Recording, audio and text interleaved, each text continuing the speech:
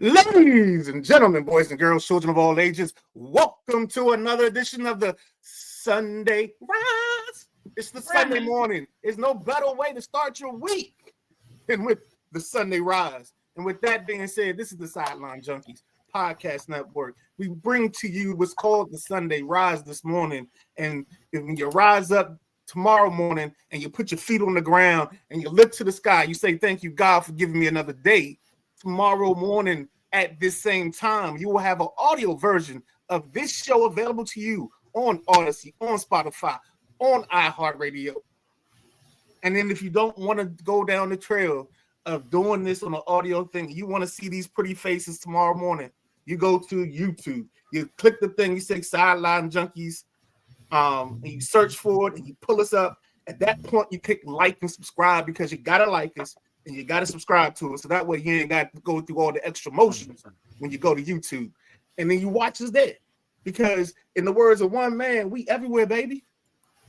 So with that being said, I'm the Midnight Rider. That's Gentleman Jack. Your host for the day is the big guy KG. So big guy KG, take it away. Good morning, everybody. Thank you for that rousing introduction from the Midnight Rider. Doing it like only he can. We got a real jam-packed show for you this morning, man. We got college football playoff to cover. We got NFL recap. Then we got to get you into the nickel and get you into everything that's going on today. So, and there's some playoff implications that's going to be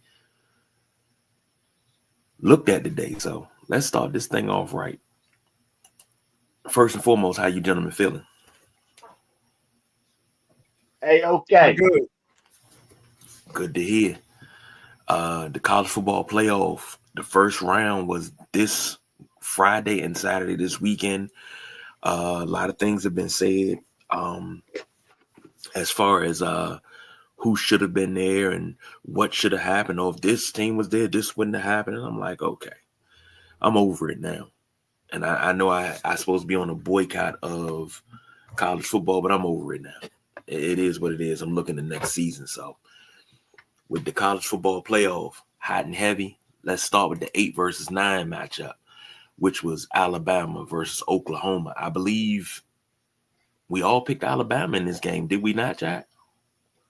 No, I took I know I did. What'd you get, man, Rock? I had Oklahoma. Yeah, yeah. I think you was the only one who thought that Oklahoma defense was going to stand up, and it could have went either way. But yeah, I think it was 2-1, Okay. KG. All right. Now, you talk about that Oklahoma defense. They gave up 34 points. Alabama wins 34-24. Oklahoma looked like they couldn't get it in.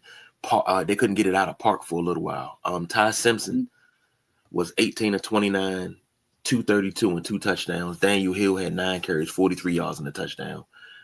And Latozer Brooks had 5 catches and 79 yards, 2 touchdowns. Oklahoma, John Mateer, 26 of 41, 307, 2 touchdowns in the pick. Torrey Blaylock, 11 carries, 36 yards. And Dion Burks, 7 catches, 107 in the touchdown. Gentleman Jack, take it away. Yeah, everybody was talking about defense, but Alabama started out slow. Started out so slow in this game. They had first three possessions, 3 and out, 3 and out, 3 and out. But they rallied from 17 points down. This is the third meeting between the two schools in the past 13 months, so they're very familiar with each other. Xavier Brown, big 50-yard pick six before the half. I thought that was a big momentum change. And then the bad snap or failed to receive the snap on the punt, that blocked punt that led to a field goal. Alabama put up 17 points in the first half, 17 in the second half. Oklahoma had their shots early. They just couldn't put Alabama away and stop the surge that Alabama had in the second half. Uh, what's his name? Lucier Brooks, the wide receiver for Alabama. Great catches. I mean, acrobatic catches and 2 TDs for him. Todd Simpson, he was on point, man. That was a very good game by quarterback Todd Simpson. So, um, I just thought that whoever got the running game going was going to win, but it didn't end up being because of the running game. And there was great catches on both sides of the ball. I'm gonna get into that later. Up next for Alabama is going to be them Indiana Hoosiers. So let's see where that matchup takes Alabama, guys. What about you, Midnight Rider? I think you summarized this very precisely. I'll say that. I'll use that word. Because this ball game was centered around Alabama being able to come back from being 17 down. Because at one point, I felt like Alabama being down 17-0 actually was more like them being down 24-0. But I also think the punter was on the take, man. I'm sorry. He drops the one punt, and that gets blocked, and they give up a field goal. Then he comes back. I think it's in the early part of the third quarter, and shanks one. And Alabama gets great field position off of that, and then turns that into points. And that's where that game, we talk about it on Gridiron, where we talk about momentum and how momentum carries a team to a victory. And the Gridiron can be seen Saturday mornings at 11:30 here on the Sideline Junkies Podcast Network. Shameless plug. But to go beyond that, shameless plug, momentum is a crazy thing, and momentum jumped on Alabama's back, and she stayed there, and she rode like it was like Secretariat. Alabama rode that momentum all the way to the finish, and Oklahoma just couldn't get right after that. They scored 24, and then I think Alabama went back and scored again, and they just never got back in the ball game. Real simple, real easy on that one. Well, we're joined by the man that keeps the lights on in the office and make sure the fridge is stocked with Avion, the boss BJ. Good morning, gentlemen. How y'all doing? Good, man. What's going Hey, on? Not much, wanna be? man. Ain't nothing. Just hopping in here, man. Wanted to show my face and talk some college football with you fellas. But I just want to piggyback on what Midnight Rider said about this whole Oklahoma-Alabama thing. I agree with him, but I think at a certain point, 17-0, I think Oklahoma thought they had the kitty in the bag. And, I was kind of pissed off. I know it's probably already scheduled and paid for. The whole 50 cent thing kind of pissed me off. It's just like it's the fourth. Was that the beginning of the fourth quarter, end of the third? That Yes. happened. That kind of Yes. pissed me off. If you're going to do that halftime, cool, do that halftime. But we in a college football playoff game. You're gonna do it before halftime or do it after, cool. But to do this in the beginning of third quarter, and I think Oklahoma's down at this point, and like their players are into this shit, and it's just like y'all are losing right now. And y'all are rapping 50 Cent. I mean, I was rapping it too. I mean, but it's 50 Cent. But I'm just like, y'all are in the middle of a car. Like, this is why there's some leftover of Nick Saban in Alabama, because you can see championship pedigree. You can see them turn it on and be like, okay, we can smell a little bit of blood off of Oklahoma, but we want a little bit more. You can see that at Alabama, and you can just see Oklahoma start backpedaling and second guessing themselves.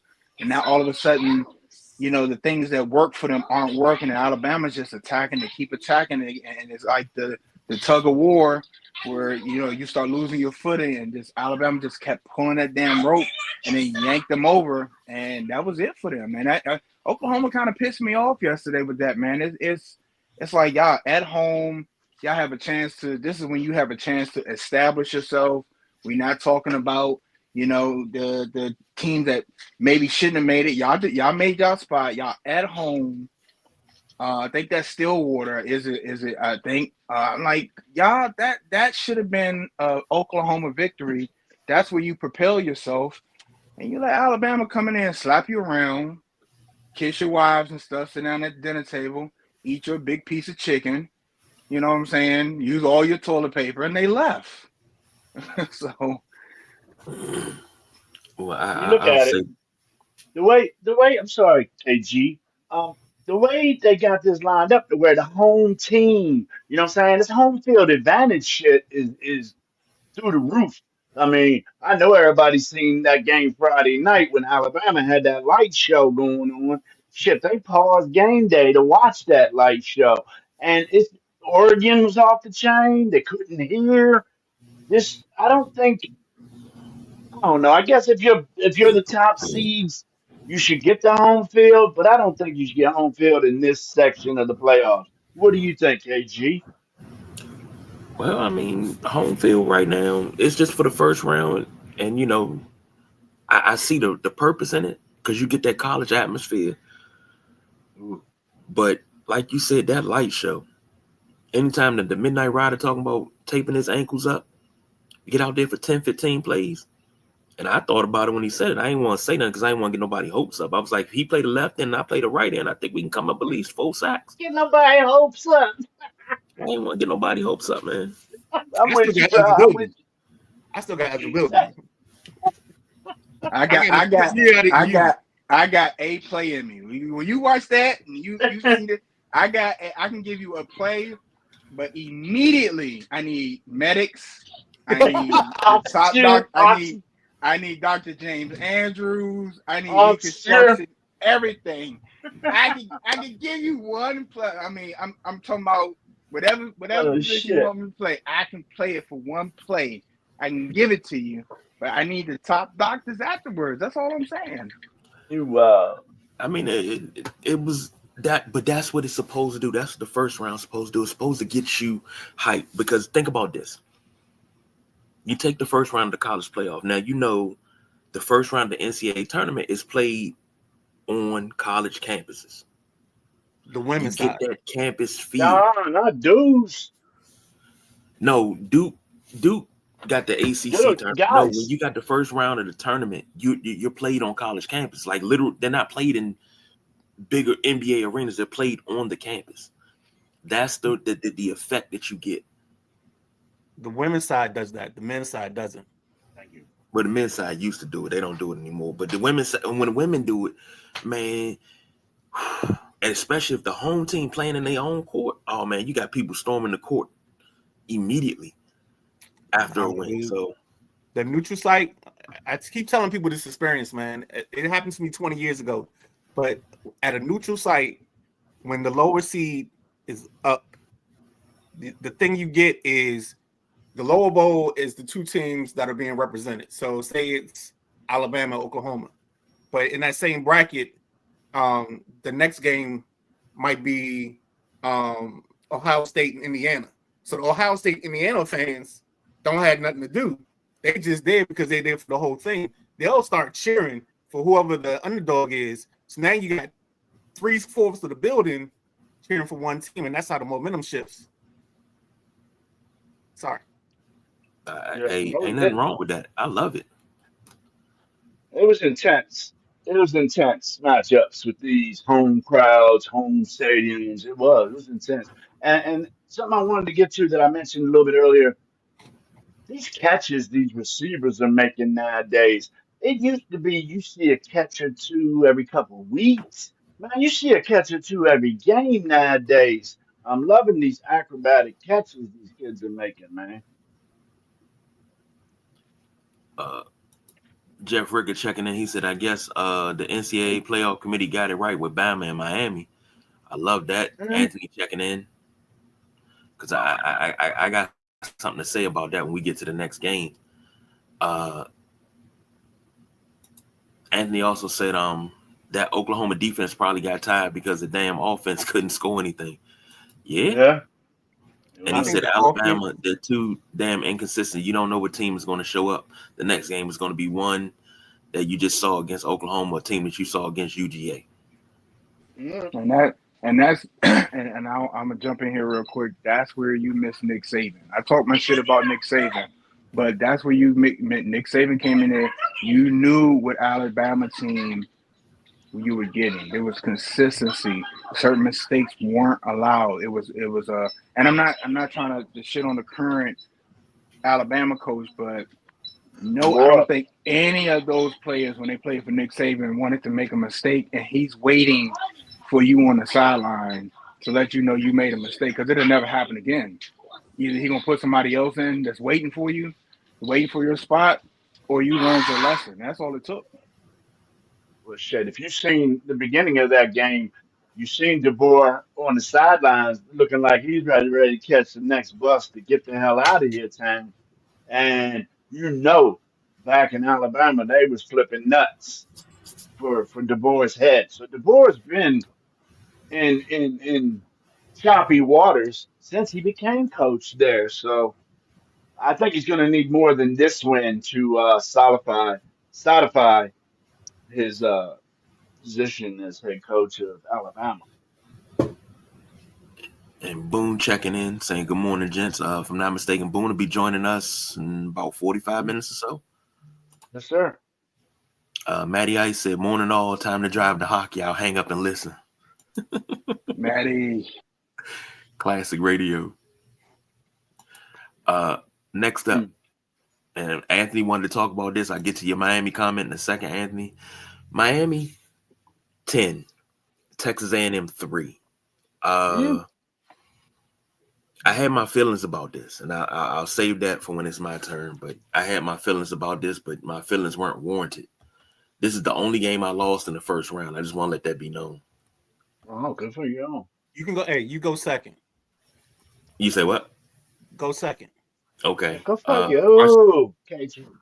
Carson Beck, 14-20, 103 and a touchdown. Mark Fletcher Jr., 17 carries, 172. Keelan Marion, 3 catches, 33 yards. For Texas A&M, Marcel Reed, 25-39, 237 and 2 INTs. Also had 15 carries for 27 yards. And Mario Craver, 7 catches, 92 yards. Gentlemen, Jack, take it away. Tell you hold this Texas A&M offense to 3 points, man. You doing something.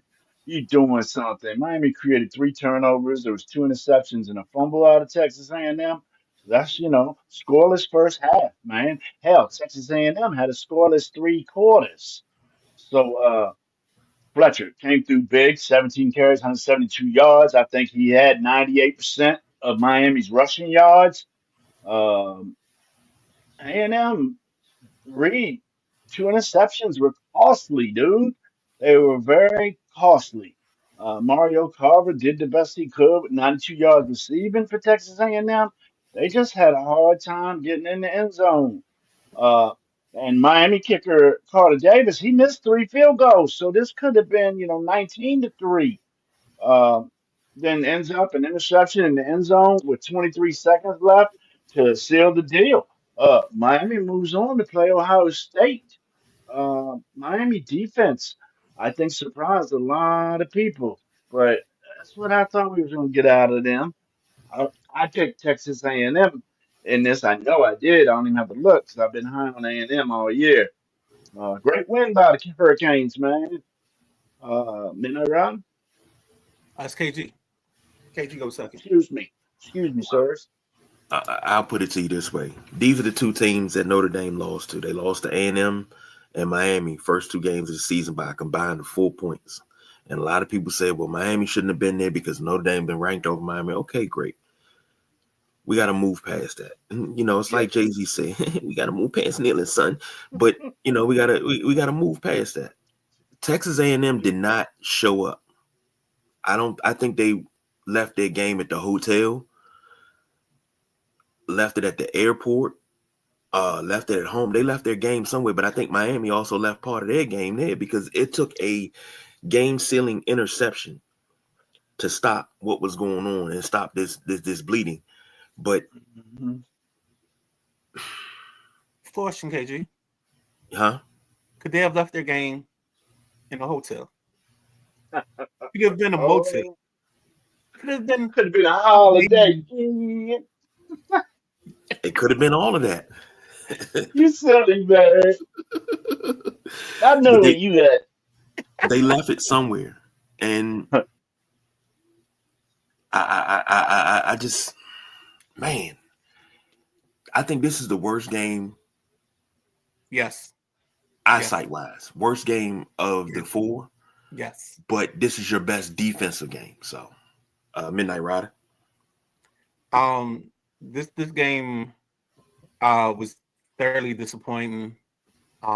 Especially coming off of what we had the night before. It was just like what are we doing here? Like, it just doesn't make sense. That we're in. I get defense wins and defense dominates, and the team that scores the most points wins. But this was just an ugly ball game. It was not aesthetically pleasing at all. Even the Russian judge or the German judge couldn't mess up scoring this one. It was awful, man. It was.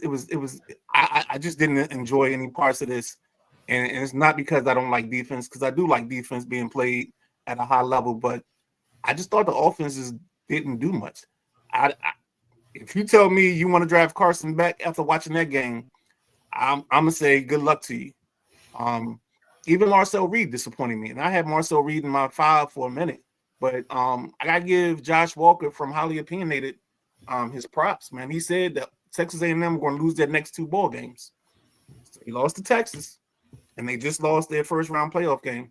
So he was absolutely correct. So I gotta give him shine for that, because he said it here and he said it somewhere else. And he stuck to his guns. And I think Texas A&M not having to go through any parts of the gauntlet in the SEC hurt them and made them paper champions or paper tough. And once they rocked into somebody that could actually fight back, and Miami didn't do much fighting back. If it wasn't for Fletcher, Miami didn't have any offense. So here we are. So I'm 0 for 2, I think, I'm 2 and 2 on picks for the college football. Go ahead, Balls. I'm gonna have to check where I'm on the pitch. Let me tell you something that Midnight Rider just said, and I looked at it this morning. I think this is Beck's 7th year in college, and he need to get as many of those in as he can, because ain't no way. I'm looking at my NFL GM. Ain't no way. I'm an NFL GM, and I'm like, I want this guy to run my team. It's no way. The Texas A&M shit to bed. It is, and Midnight Rider, they did not go through the gauntlet of the SEC, like he said.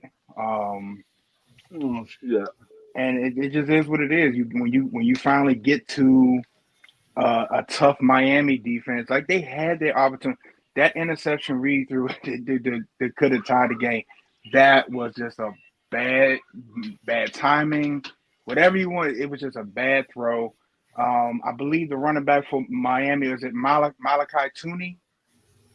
Is that who the running back for Miami is? He finally got going. He got them their touchdown.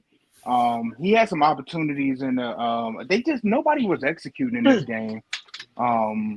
It's just one of them things that, like you said, you agree, great defense, but it was just a sloppy ball game.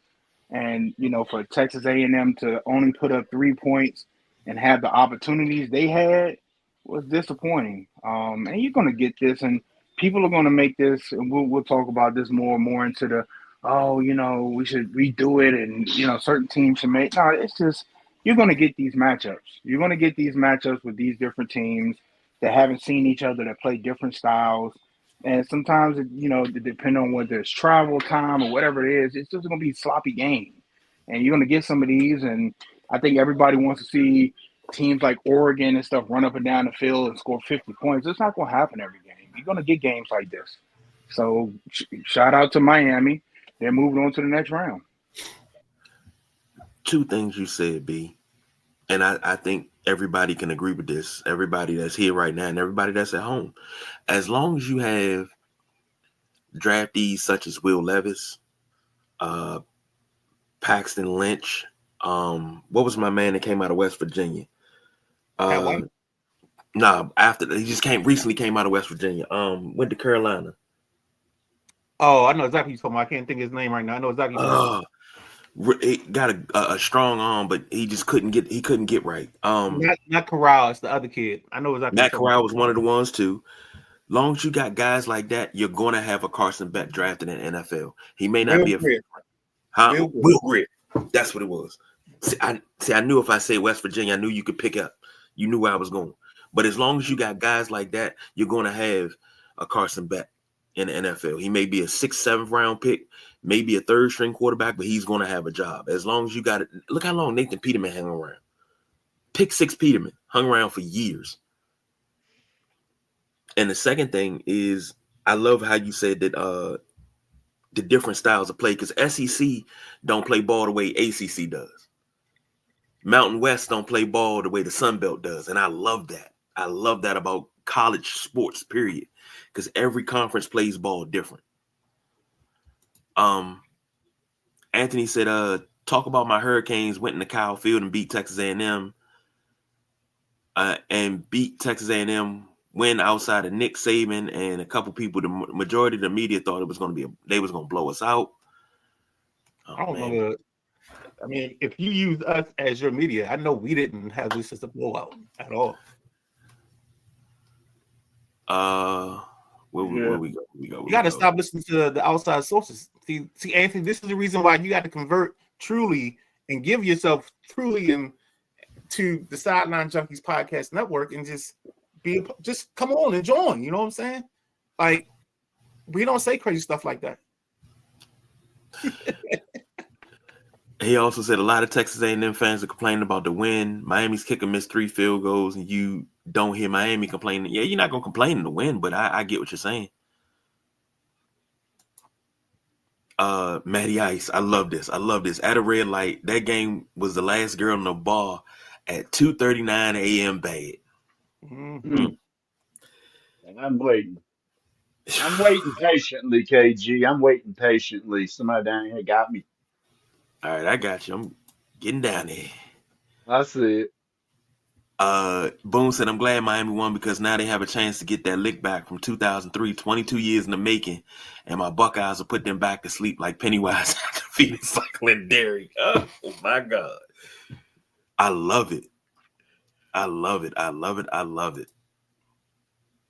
then Anthony said the running game in Miami is what carried them on the top of the defense. Mark Fletcher had 25 carries for 150 and 2 touchdowns. I know he had 17 carries for 172. Like, they really killed him. For 172? And for 172, and they total rush was 175. So yes, he carried the rushing. Shit. And Josh checking in, highly opinionated. He said, Jack, you told me Texas A&M was good because they played in the SEC. Go check that SEC schedule. We will see who they played, more importantly, who they didn't play. I'm shocked A&M lost 2 straight games. Ben, you're real. that conversation, we had that conversation yesterday morning, pre-game. And Mark Fletcher is the running back. Malachi Tony is the wide receiver. Yep. But yeah, we talked to Josh about that Thursday, I think, in comments and stuff. And I think if we line them up again today, Texas A&M don't lose to them. But we ain't gonna see that because that's not how it works. So I'm gonna go ahead and just give it up. Good win, Miami. Okay, I'm not a buster. He's not a buster, ladies and gentlemen. Not a buster or a wankster. Yeah, no wankers either. Tim Kramer checking in. He says, what up, cousin? Redskins sucks. Oh, Cowboys coach. What you expect? Oh, come on, Derek, man. Come on, just because your Bears are winning. Come on, Dirty. And he said Cooper Flagg is a monster. Cooper Flagg, shut me up. That's why I ain't had nothing to say. Don't forget about his running mate down there in Charlotte. Oh, tell me, if you check out Wednesday nights at 7:30, got nothing but net. We talk about basketball. We talk about Cooper Flagg and all that. So if you want to come in and have some conversation about basketball, 7:30 Wednesday nights, nothing but net. Shameless plug. So. Normally we throw Gary Payton alley-oops from half court. Midnight Rider coming down, throwing it off the backboard to himself. I ain't mad at it. Look, it's just one of them things you got to sit back and watch. So, hey, man. Anthony said, KG, that young safety from Miami, you have to agree, is a monster throughout the season. The kid has made interceptions in big games to seal it. Got to give props where props is due. But that's how you play defense. That's a staple of Miami defense. That's what that is. Making timely plays when it's needed. But if you want real information in real time, Tuesday nights, the Tuesday night flight, 7:45. There you go. I love it. I love it. Run the whole schedule down today. It's morning time. It's morning time. Let's go, baby. Let's have some fun today. Let's go. Let's All right, do I this. miss next up. all the shenanigans. This one right here was one of the ones we were saying is the sacrificial lamb going to the slaughter. Mm-hmm. Ole Miss, I 41. think you got the score right too. Yeah. Who was there? I think somebody. I don't know if it was me, but I think either Jack, I, or you. Somebody. We were right around that 41-10 margin.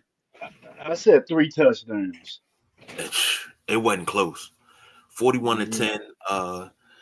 Tulane's quarterback, Jake Retzlaff, was 20 of 35, 306, a touchdown and a pick. Jamari McClure, 15 carries, 84 yards, and Shaz Preston, 5 catches, 125.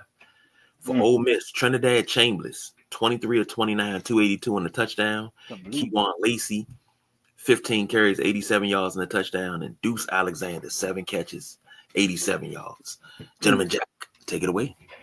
Well, you know, Ole Miss, they excelled in all aspects of the game, dude. They just was hitting here, they was hitting over there, and they was hitting and sticking over here. Tulane, they put up yards, but turned the ball over 3 times to stall them drives. You know what I'm saying? Ole Miss went down, scored quick. They don't mess around. 3 plays, 75 yards, 59 seconds. Let's put some points on the board. That was their first score. Uh, and they didn't look back from there. Like I said, you look at the stats, you look at the team stats. Tulane put up some numbers, but it just wasn't good enough. Trinidad Chambers, 2 touchdowns running. He had a touchdown pass throwing the ball. And Kewan Lacey, that's all I had to say pregame is watch for Kewan Lacey. So, yeah, this was just a little tune up, little scrimmage for Ole Miss. Not sure who they line up to play, but I will look into it. Midnight Rider, what you see? Well, I mean, Tulane shouldn't have to apologize for their spot in the tournament because it was given to them. And if you don't like apologies in your sports, Wednesday night, 6:30, you got Unapologetic Sports here on the Sideline Junkies Podcast Network. Shameless plug. Here we go from there. Again, Tim Brown. But seriously, Ole Miss I mean, this ball game happened the way we said it was gonna happen. We said that the lane effect wouldn't happen until I think they get Georgia next, if memory They serves me do. correct. They do. So that's when the lane effect can possibly happen because this team, Tulane, I'm sorry, they don't deserve this spot, but I get it because Joe Klatt. And then if you're not a Joe Klatt fan, you guys need to become Joe Klatt fans. Joe Klatt said it in his comments. He was like, you know, the reason that we're getting these other schools involved is because they don't want an antitrust or a lawsuit. So that's why we end up with JMU and Tulane. But we all know in our heart of hearts that in football, Cinderella don't live in football. Cinderella she the pumpkin. She ain't the chick with the fly dress. She the girl that's cleaning the floors with the 3 the 3 stepsisters and whatever. So in the college playoff football series world, we don't go hunting for Cinderella. We go hunting for teams that's going to perform and going to show out. And I'm saying it now, and I said it the whole time that this is going to get adjusted because we've been doing this on the fly. You know, everybody talks and complains about the NILs and the ability for these guys to transfer whenever they want to. But the one thing that has been transformative throughout is the college football playoff system. Last year, they gave all the conference champs the bye. Well, we changed that because we realized that they weren't worthy of it. And I think you're going to have a situation next year where the teams that have or win their conference championships have to have a certain ranking for them to qualify for the tournament because there's no need for me to watch the 20th ranked football team play against the number 6 team in the country. Like, what are we doing here? Like, if we're trying to do the best of the best, and this is a place where the best of the best play, I don't need to hand out participation trophies. And I know I sound like an SEC or a Big Ten homer, but no, ain't no need in us living this life. You know what I'm saying? We don't need to do this. I'm the man you see in a place to be, and I went to John Jay University. And what we got to do here is make this right and make it do what it do. And what has to happen is we got to figure out a way that is fair and everybody gets their representation, their opportunity to be represented. But we got to get the best 12 teams in this bracket and in this tournament if we want it to be the way it's supposed to be. Mm-hmm. I don't know who goes to next. I apologize. I guess I agree. I guess it'll go to me next, and I completely disagree with that take from Midnight Rider, and I'm gonna tell you why. This ain't basketball. That's 100% correct. The NIL and football, it takes 3 or 4 years, let's say 3 to 5 years to change the program. Let's say if you're JMU right now basketball, you're Division I, you offer enough money to a 5-star forward, like Cooper Flag type, that changes your program. You're probably gonna be in the top 32 in a tournament. That's how big one player changes the dynamic of college basketball. It's not the same way in college football. It's going to take a couple of years. We see Indiana turning around real quick, but it takes a couple of years because remember, it's 53 people, or how many people they got on their roster. 11 on offense, 11 on defense. So you got 22 people. You getting one person is not going to change the tide of your program. I love this. I love seeing JMU trying to find their rhythm. I was standing up last year watching SMU at Penn State, watching them in that environment. They deserve this chance. I'm tired because we can go back 10 years. We can get blowouts from the top Power 5 schools that have been in the playoffs or college football, whatever you want. They've gotten blown out. Alabama, Oklahoma, Clemson, you name it. They dropped and shit the bed by 20 points. So this isn't it. I think you get like the Tulanes, the JMUs. You have to give them the SMUs from last year. You have to give them the Ohio State, Michigan, Alabama. They're light years ahead. We talk about the comparison with the NBA and the WNBA and how far how the NBA is only 30 years old compared with the NBA did. These teams are only getting this exposure now. It's going to take them time to flip the script. It's people that never didn't know JMU existed before they come on TV yesterday in Eugene watching the Ducks. Who the hell is JMU? They didn't know they existed. They get that exposure. You might get some kids that in Virginia now, which is a hotspot, 757 for a lot of talent, basketball and football, that might stay and go to JMU. Now you come back next year, they got a dog on the defensive end. They can't be stopped, and they go a little further. Like they get a couple more players to stay, just like Maryland right now. They're getting a lot of players to stay home, and we all right in this area. We know that's been the biggest problem with the Terrapins is that all of their talent are going elsewhere. We're watching Roman Hemby right now in Indiana. He was just at Maryland. That's a local kid. That's a local kid. So a lot of problem is like the NIL is going to straighten some things out. Everybody got their thing at the NIL. Everybody got their thing because they want to see. And I'm not trying to be funny right now. They want to see Notre Dame. You want to see Michigan. You want to see the big boys. You want to see Clemson, even if they 7-5 or whatever they are. You want to see these because those are the names you know. Give these kids a chance. You can see their rattled shell. I mean, what's Texas A&M excuse? They were at home. They've been in some big games, way bigger games than JMU, and they shit the bed at home yesterday to Miami. They gave Miami what they want. Oklahoma, same thing. Oklahoma's been in big game after big game. You let Alabama come in your house and do their thing and leave. So, I mean, if anything, give me somebody else versus take Oklahoma out. Put Notre Dame there. You cannot with the different styles and the different conferences.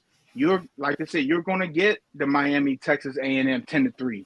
You're not going to get you know, the back and forth and walk off touchdowns. It's not going to happen like that all the time. You're exposing these kids to a different environment.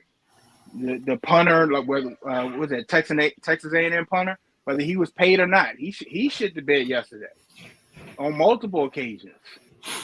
Oklahoma. Oklahoma. I'm sorry, Oklahoma. You got to get these kids. It's going to be ugly. It's going to be ugly. It's like you buy that house. You got to be gutted. It's going to be ugly first couple of years. You're going to get the JMUs. You're going to get the Tulanes the next couple of years to sneak in here because of Miami losing to Notre Dame, and they have to pick Miami and Notre Dame because of the head-to-head matchup. You're going to get that. It is what it is the next couple of years. You're going to get some of these teams, but I promise you, you're going to get one of these teams. They might not win, but they're going to go back and forth with one of these teams. They're going to scare the shit out of them. And they're going to barely escape, and they're going to put themselves on the map into a point where they're going to start getting kids to come. The college basketball program escape. I'll think of it in a minute. This is that 44-year-old brain is spinning and it's smoking. But it's a couple of college programs that built themselves up. Cinderella, Gonzaga, Cinderella. Now we not Cinderellas no more. You have to deal with us now. And you got to deal with the same thing with these college programs. Real quick, guys, after we go through the last game, because I know we got to do AMU and Oregon. Put this question in your mind, and I want answers from everybody on this question. Would you do anything different going into next year for the college tournament, the college football playoff tournament? So you can do whatever you want. You can add 12. You can keep it at 12. You can make it 14. You can make it 16. Whatever your theory is, back it up and support it before we go to the break. After we talk about the JMU Oregon game. Does that make sense? All right, cool. Let's go. Go ahead, KG. Boone said Tulane and JMU should have been replaced with Notre Dame and BYU. Ole Miss got Georgia. And Tim says, what happened to your Devils? I think that's to what was Jack. Oh man, we don't lose one game a year. Half y'all cats wouldn't even talk to me, Slim. So nah, man, I ain't messing with you on that. Only thing I got about this Ole Miss Tulane, hey man, this is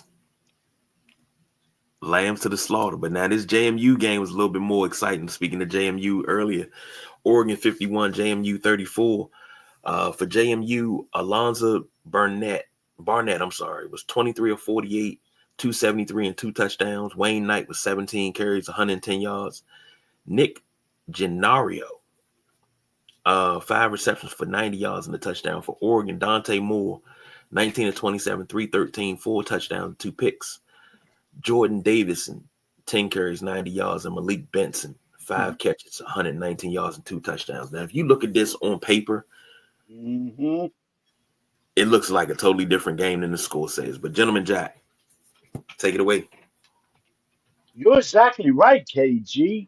If you just close your eyes a little bit and peek through your fingers, you know, at the team stats, you might have trouble figuring out who won. I mean, the 34 points that JMU hung on Oregon, I believe fourth quarter points weren't really too worried about, but nothing but field goals in the first half for JMU, okay?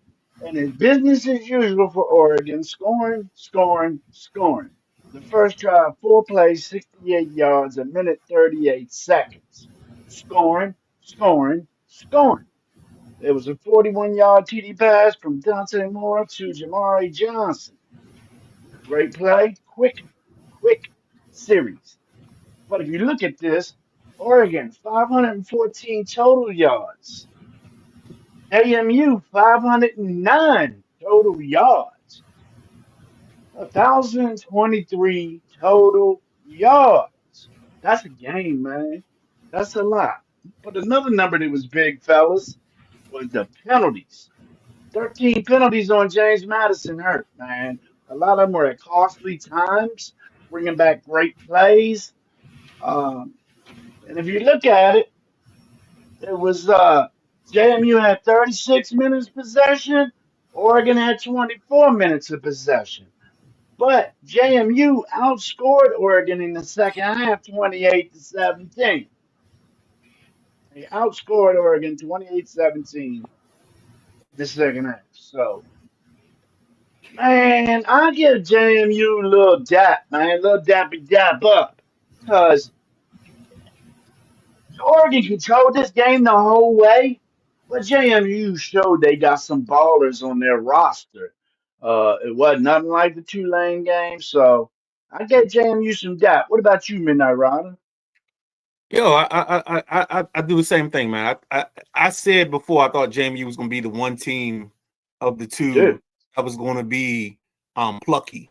They weren't going to fall behind. They weren't going to. Yankee. Your word is Yankee. Yeah. They.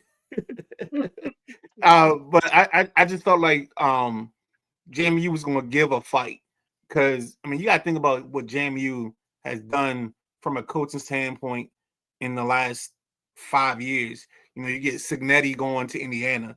You got the coach that replaced him going to UCLA, and then you get Billy Napier. So coaching and being in the moment is something that this team has the opportunity to do. And I would have loved to see them. I think they should have been in over Tulane, like higher than Tulane. But I think they got in late because nobody pays attention to them. But JMU is some real dogs. And I think they showed you that they got some fight in them. And even though me and Boone are on our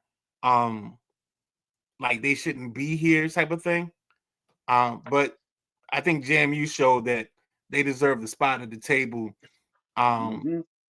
They were plucky enough to make things happen. Go ahead, boss man. JMU. This is what I just my little rant I had. Their stadium capacity is 25,000, and they might have filled that a couple times. I don't know their attendance. I'm not gonna speak on that. They got to travel across the country, go to Eugene, and play in front of 50,000 people. They probably never heard that type of noise before in their life. So just like SMU last year when they was at Penn State, you got that wow factor. You're looking out like, gee, like, oh, you walking out like, God, this place is big. And by the time you know it, Oregon up 28-0. It's that quick with Oregon, and that's what I was trying to explain.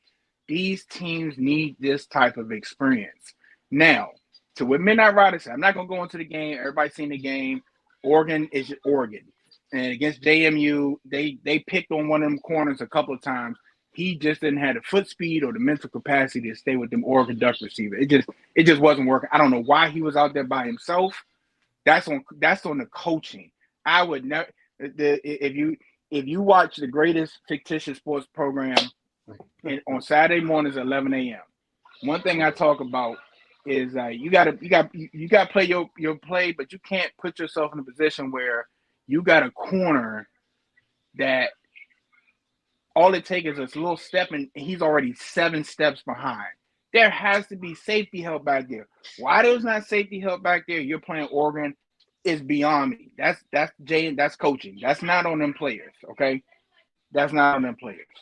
But it is what it is. Now back to the college football playoff. Midnight Rider asked the question. There has to be some type of criteria, right? Okay, we can talk. We can talk about this game we blew in the face, and I think one of the criteria going forward is that your schedule can't be cupcake. You have to schedule somebody on your, just like JMU. You can't do, what are they in the SBC? JMU is Conference USA, I think, or the Sun Belt. Okay, Conference USA. All right, yeah. That's cute. Conference USA, whatever y'all are, y'all won that. But when y'all doing y'all schedule, if y'all want consideration to the college football playoff, you have to schedule a top 30 team. I think they played Louisville. Yeah. Right. But what I'm saying going forward, you just can't win your conference. I got you. You know what I'm saying? It has to be. You have to set a criteria. So now we're not saying, oh, just because they won their conference, they shouldn't be in here. Nah, we have to set a criteria. You can't be punished because things happen during the year where you might schedule a top 30 team and they shit the bed. And now, you know, they're whatever they like Maryland won 4 games and then you don't win another game. That can't be on you. You scheduled what you were supposed to schedule. It has to count some type of way. And I'm just throwing something out there, you know, because we're trying to figure out. And I also think it should go to 16. What is it? 12 now, right? Yeah. It probably should go to 16. It should probably go to 16, have a bigger first round, and maybe start a little earlier because like these teams don't play again to the first. Like that's rust bucket. Like somebody got to put some WD-40 in a bucket and put the screw. Like that's just too long of a wait. Like they should be playing next weekend. But you got to think about the NFL schedule as well. So I think college football and the NFL have a wink, under the table kind of a thing where I won't get in your way, you don't get in my way type of agreement. And I think the college football playoff system kind of impeded some of that agreement because they have to play games. But college football has to be aware that, you know, you got NFL games now on Saturdays that week after the Army-Navy game. And maybe they can talk the NFL and say, hey, let's back off and wait another week before we schedule Saturday games. But if the world was the way it should have been, we should have had 3 top-tier games yesterday. You know what I'm saying? And the NFL should have been on Sunday. The NFL shouldn't have played the Commanders versus the Eagles. You shouldn't have had the Packers versus the Bears. You should have had all strictly college football. And that's another reason why I think some of these lower level teams, because if you look at the way the TV schedule was set up, they set up Alabama, Oklahoma on Friday night. Saturday early game was the Texas A&M Miami. And since they knew that, you know, or JMU and Oregon and the other game with Tulane, Ole Miss and Tulane, they put them in the window for the NFL games because they figured they could chop it up with that. That's why I don't know if this is going to go to 16 teams, but we'll get into that after we finish this roundup. Yeah. Well, I'll tell you, JMU's the Sun Belt Conference, guys. The Sun Belt Conference. And they're new to D1 after winning many national championships at D2. What are they? Maybe 5 years into D1 now? Maybe less? Probably less. I think they're 4. 3 or 4. Right. So, you know, I ain't throwing no shade on JMU for whatever conference they're in. They're a new team to D1, and they put a 12-1 record together, man. Hats off. I don't see how anybody can put shade or smack JMU down like that, BJ. Well, just because of the conference they playing, I'm gonna piss some people off. They got I'm gonna do this. Let's to go. play somewhere. Y'all want a calculation for you? You can no longer now Notre Dame and the Independents are the exception. You can no longer go playoff. You can no longer schedule your own opponents. We're gonna dust off the BCS computer, and that computer is gonna make your schedule, and that's gonna qualify you. If you after that schedule, you qualify based on this schedule, and if you win and conference, everything else that go along with that, you would make the college football playoff. No more Cinderella's in the like. You had to earn it, but you can't hand pick. Hey, do you want to play football? Nah, none of that shit no more. We're gonna make y'all schedule.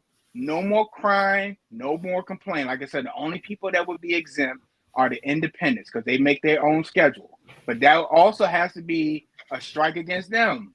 Because if you want a piece of this pie, these are just like they got teams ranked in this. these are the teams that give you if you beat these teams give you a better chance at the college football playoff pot. Let's dust off the BCS computer, baby. It's been dormant too long. Fire up Windows XP. Let that motherfucker warm up a little bit. Let's go. Are you done? No. I'm in the famous words of my man JJ on TikTok. I'm about to ether your whole shit. You talk about teams handpicking opponents. Every coach and AD sit down and put their schedules together. Now you don't. When you're in a conference, you just pick what date and what time you're going to play. You know who you're playing in the conference. But everybody in college football and basketball, coaches and AD sit down and put their schedules together. So if you mad because independents can play more teams, no. See this. Then This sounds like somebody attacked. This sounds. Hold on. I said period. I'm not finished. If you're mad that other teams can play who they want, not who you think that they should play, that's on you. Number two, you can play a team that's ranked number one. You can put them on your schedule to play them at the end of the season. They can fall down to number 15, and that strength of schedule and fucking shit the bed. And it don't mean the same thing it did at the beginning of the season at the end of the season. Were you listening? I'm sitting there holes in all your theory. You weren't listening during my rant. You weren't listening during my rant. I said if the team is top 30, you cannot be punished. If you schedule this team, if they give you certain points for the college football playoff in the beginning of the year, you cannot be punished if that team dropped because the teams and the ADs don't. This is the coaches poll, media poll. You're going based off of this. So if this team is in the top 30, you can't be punished if this team drops out of contention because you scheduled them in the beginning of the year when they were ranked this to get to the college football. You cannot be punished for that. That's what I said. I said that when I was here when I said it. It was only a couple of minutes ago. I said it. All right. But I also said just like the same thing with the independents. You have to take a strike for not being in the conference because now you get to pick all your games. The conference games are locked. They can't change those. You have to play a certain amount of conference games. So you do have to take a step back behind that. But let's say we got two Notre Dame. If Notre Dame hit the lottery and like we're gonna run through this like X like this year, and we got 5 or 6 top 30. This is gonna give us these points, this, that, and the other. Then it's no competition at the end of the year. We finish this. We finish with however many wins, 10 wins, 11 wins. We played everybody we're supposed to play. There is no back and forth because that's what I'm saying. It can't be a back and forth. It can't be, well, this team, they were ranked 22nd, but now, they lost 5 straight games because you don't know why they may have lost their quarterback for the season. They might have lost whoever they lost. That makes a difference. So you can't be punished for the preseason rankings. You can't be punished for who you're supposed to play, who you scheduled to play. You can't be punished for that. And this is just like a hypothetical scenario to help try to fix this and help try to get teams in here that everybody feel like belong in here. But like I told you, I'm tired of seeing the big boys. I want to see the JMUs. I want to see Tulane get the feathers knocked out of them. I want to see that because it's like, are y'all going to come back and be stronger? Who's going to, now it's time for some coaching. Like I expect to see SMU and JMU the next couple of years coming in and out the college football playoff because they got that exposure. Notre Dame Pierce, I tell you, boy, the panties all in the bun. He ain't hear nothing I said. Join the conference. Pay me $50 million or I'm going to quit. I got it. Most colleges' base level ain't at my waist level, so I'm going to turn up your base level till it's up in your face level. I got you. I got to go to like 3 or 4 banks. You said $50 million? If you can't pay me $50 million to join the conference, $50 million every year, I'm not joining the conference as Notre Dame. I got you. You take pennies? Couch land? Oh man. Come on, we got to roll out of here. Boone said he was proud of JMU. They balled out late, and that's what I felt about JMU. They didn't get started on time. He said they balled out late but didn't lie down. That's good. That's real good. I just wish they would have got started earlier and they would have been in this game. Maddie said go from 12 to 16 and can still have 5 automatic bids, top 5 conference champs, Notre Dame, Texas, and Vandy, and BYU are in and the world is happy. First 2 drives, JMU got deep in Oregon territory, but only got 3 points and it was over. And he said, boss man, great idea.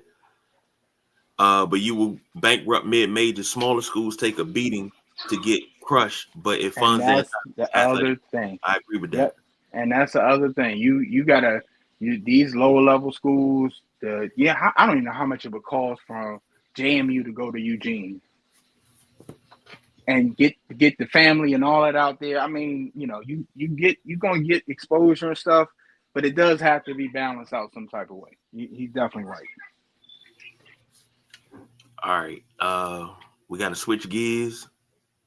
We're going to take a break, come back. We got to recap the NFL. I think we're going to go rapid fire to recap the NFL because we only got 2 games. So let's go rapid fire so we can get to the nickel and we can get Boone in because he's sitting backstage ready to break down the 6 games of Sunday that we need to cover. So hold tight, stay tuned, be right back.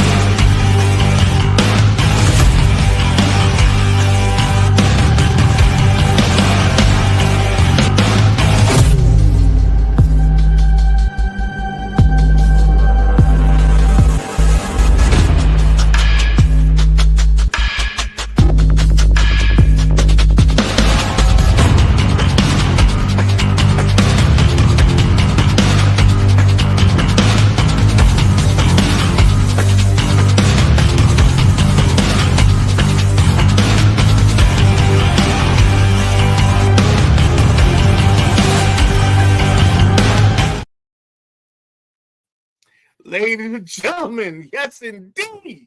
Woo! I'm the man you see in the place to be. Let's do this thing, baby.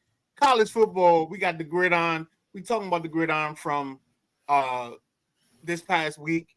And I think our final, KG, you got to correct me if I'm wrong, but I think we got Oregon State and Texas in the final 2. You got Oregon State versus Texas today. We got something crazy coming up. I think that game is getting played sometime today.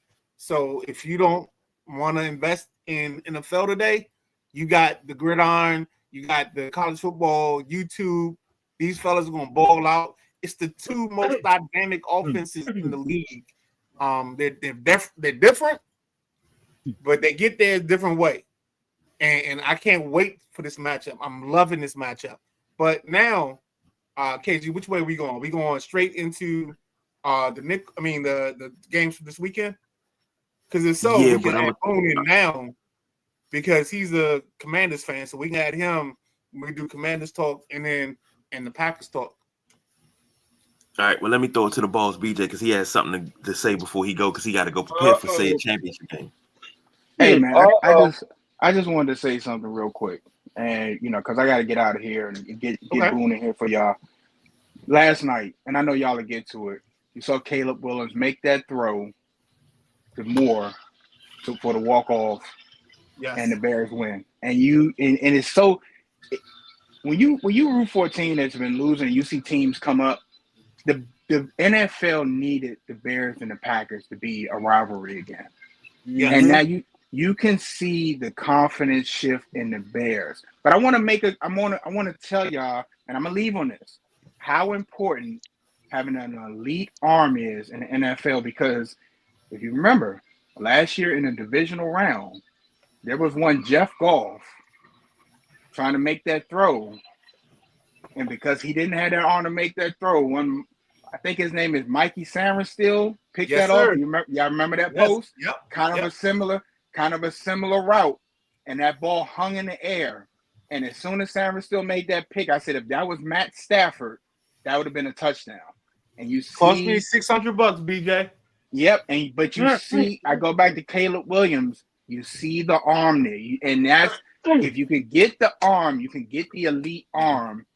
Now you got to teach it and grow it, and I think that Ben Johnson's doing an excellent job in Chicago. It's good to see the Bears back up on top of the division.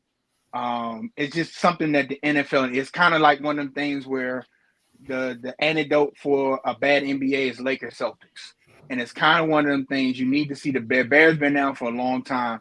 To see them back up and just that confidence, just that swagger that they have was a good thing. And that's all I got, fellas. Y'all have a great rest of the show. I'm going to hang up and listen and watch. All right. Hey, BJ. And with that being said, let's introduce the man of the hour, Mr. Boom. Gentlemen, You see him what's in the going comments. on? Now you see him on the screen. Yeah. What's up? Good afternoon, What's up, fellas. Boom? Good afternoon. All right. Can you guys hear me? Yeah, we hear you good, man. You straight, dog. Got you. I didn't take you as a flat brim guy, man. Hey, That man. might be I am, Me bro. neither. That might be the Kappa in you. That's probably what it is.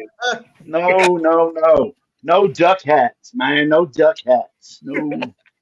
You gotta, that's the Yeah, baseball throw thing, that though. Hey, Jack, that's the baseball thing. We gotta have our bills turned be down curved. for baseball, baby.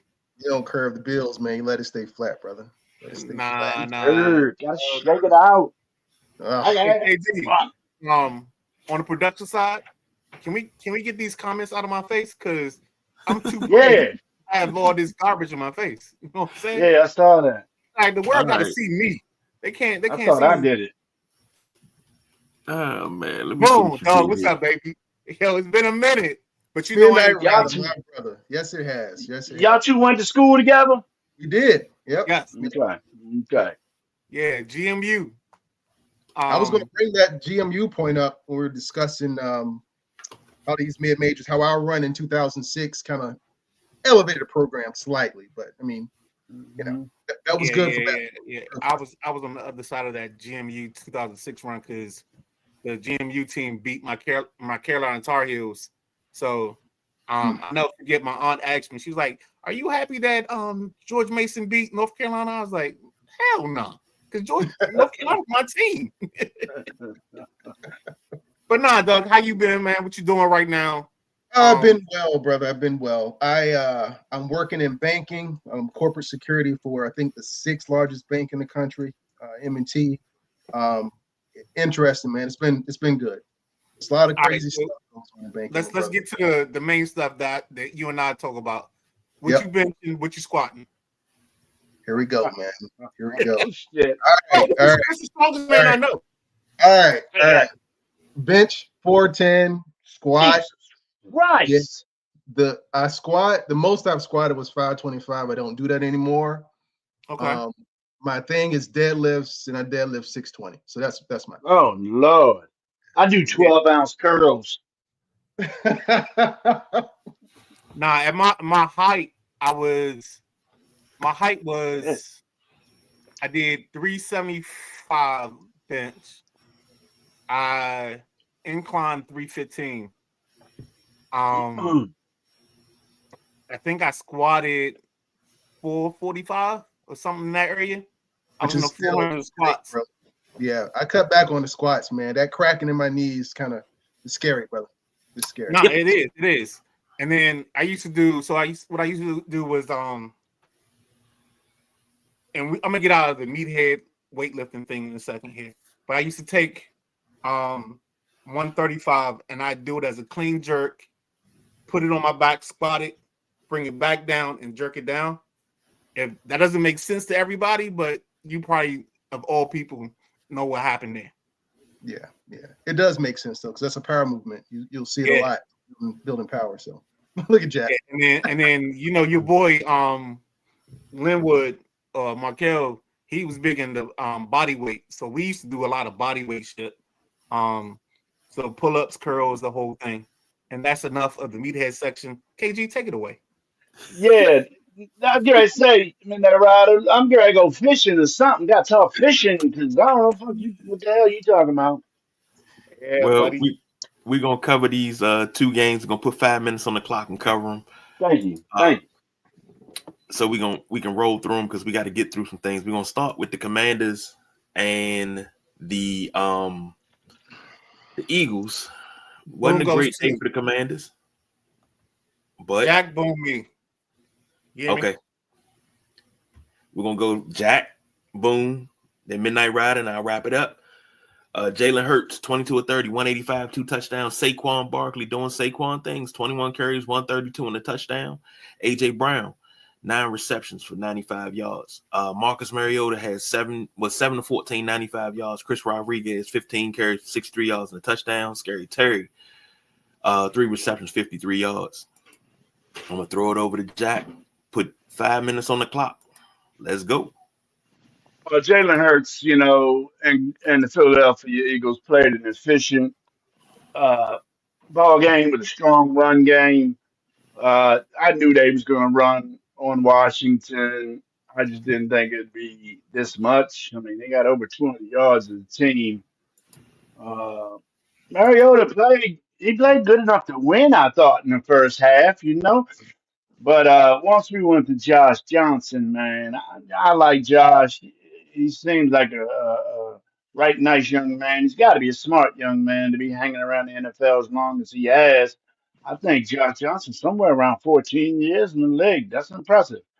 But it just Washington couldn't get in the run going. 90 rushing yards and 207, as I said, for Philly. So when we started that game out with a fumble, I said, "Oh Lord, we got something going." And then thought, I hate it when I think we got hope because they make it look like we got hope, and then they just pull the plug on that, man. Cooper DeJean got another interception, and Saquon looked good, and Midnight Riders got good dirt. He got a touchdown, his 10th receiving touchdown this season. So. He uh he ties some dude from the '60s. KG probably knows who he is. And there's a lot of fights in this game. They play each other again in 2 weeks. I expect that one to be popping too with some extracurricular activities. So, you know, Philly ain't showing me much. They might go in playoffs, but I wouldn't be surprised if Philly is an early exit in the playoffs. Boone, how'd you see this? I'm gonna piggyback off of Jack. To me, first, this game was a nothing burger, fellas. I wasn't vested in it at all. I think it said more about Philly than it did about the Commanders. We know where we are, injuries, where we are as far as execution. Defense is what it is. It's more about the Eagles and what Jack just mentioned. I don't see them doing much moving forward. I mean, in the playoffs, I actually see them as it's gonna be an early exit for those guys. That's all I got. Dude, that was a dope. I don't even know if I want to follow that. I mean, that was Mm, dope. he was But From the I mean, heart. spot on. when you're a patriot, Patriots do Patriot shit. You know what I'm saying? You do shit. But nah, dog, I totally agree. I think this game was truly one of those situations where I think the Commanders played to their strength and played to their top of their ability, but that they don't have it. They don't have that gear this year. You know what I'm saying? They can't get over that hump. And it's been that way since week 1. The funny thing, and I say this and I'll say this now, is last year we always had an answer. This year we always have a question. And when you don't have the answer, you can't be as good because you're always trying to figure out what the question is, and because you can't solve the question in mind. So with that being said, I'm gonna pass it on to KG and let him go. Well, I'm gonna be quick about it. This is a poorly officiated game. A lot of times Washington had chance to get them off on the same drive twice to get them off the field, and we would call for pass interference, holdings, a couple other things. And Yeah.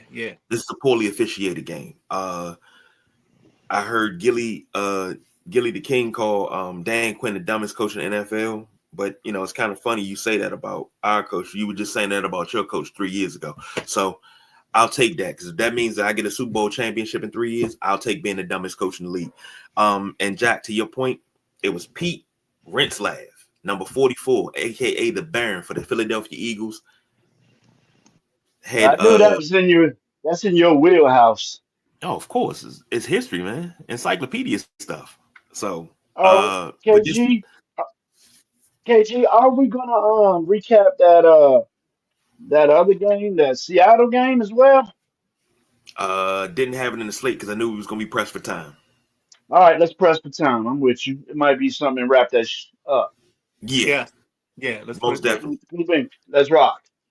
Uh, but let's go ahead and move on to the next one. Um, Bears 22, Packers 16. This was in overtime. Malik Willis, and I had everything loaded. And I'm not even gonna lie, I had everything loaded. I was like, I'm gonna get a midnight ride of the business on this because Malik Willis gonna lead them to a victory, and he ain't got nothing to say. Spoke too soon. He was 9 of 11, 121 and a touchdown. Emmanuel Wilson had 14 carries for 82 yards. Romeo Dobbs had 5 catches for 84 yards and a touchdown. Caleb Williams, 19 to 34, 250, 2 touchdowns, including the game winner. DeAndre Swift, 13 carries, 58 yards. And DJ Moore, 5 catches, 97 yards. 5 minutes on the clock. Gentleman Jack, take it away. Hi, man. You got Green Bay, Chicago, Soldier Field. What else could you want, man? What else could you want on a Sunday afternoon? It was windy. It was loud. I heard one of the announcers said he saw a piece of pizza flying across the field. That's some windy shit right there. Uh, Green Bay and Jordan Love seemed to have had everything under control until Jordan Love took that shot. That was a pretty vicious shot he took to the face mask head area. At first, I just thought he got stuck. It looked like he got hit in the chest. But yeah, that was a bad hit. I think Malik Willis came in, did enough to win, but that fumble just kicked him in the butt, man. And Chicago, Caleb Williams is looking better every game. Every game. The run game was spread out, I felt, for Chicago, but DJ Moore, he was really shining. And that onside kick they got, that was on point. They ain't, I think it's what, 8% onside kicks or something nowadays. So you look at the defensive line, my man Montez Sweat was still causing problems back there. Uh, Caleb, Caleb threw the game-ending interception in the last matchup with Green Bay. If you guys remember, the left corner of the end zone, he didn't get enough flip on it. Interception game over. Well, this one here, when he hit DJ on the right side, boy, he said he saw it and he knew it when he let it go. So that was a beautiful pass by Caleb Williams, and I'm enjoying seeing the growth of Caleb Williams in these Chicago Bears. How about you, Boone? Uh, I'll start off with a question, fellas. Has anyone clinched NFC yet? I don't think at Yes. this point. Yes. Yeah, the Rams. Yes. I mean, Seattle, didn't they? Seattle? Seattle, the Eagles and the Rams are Mhm. either 1, 3, and 5. They've clinched already. Okay, Okay. got it. Right. All right. So as far as this particular game, again, the development of Caleb Williams is very impressive. I feel as though the more confidence he gets, the better he gets, the better he performs. That team is actually, in my opinion, probably the scariest team in the NFC right now. As far as you go up to them, you almost guaranteed to get an L, depending on who the matchups are. But they're playing, in my opinion, the best football in the NFC right now. So great game, great close game, great classic battle. And I'm happy for Chicago. I'm glad they won. I wanted them to win it. Mhm.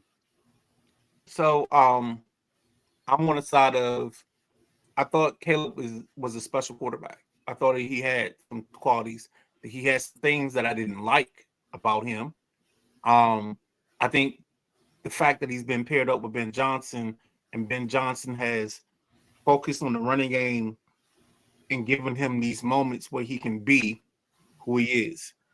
This kid, I think I said it on Thursday. I think he gives you some goddamn moments, and then he gives you some moments where you like, what the hell are you thinking? And I think that last touchdown pass was one of those moments where it was like, yeah, like he's doing his thing. Him to DJ Moore, that was special. That was pretty. I think there were probably some throws in the midst of that ball game that he probably would have wanted back. But the Bears are on a roll. The Bears are hot, and we talk about momentum on this show. Momentum is a tempestuous whore, and right now she out here giving it up on Friday night for $5 or $20, whatever it is, for the Bears. So that's how I see it.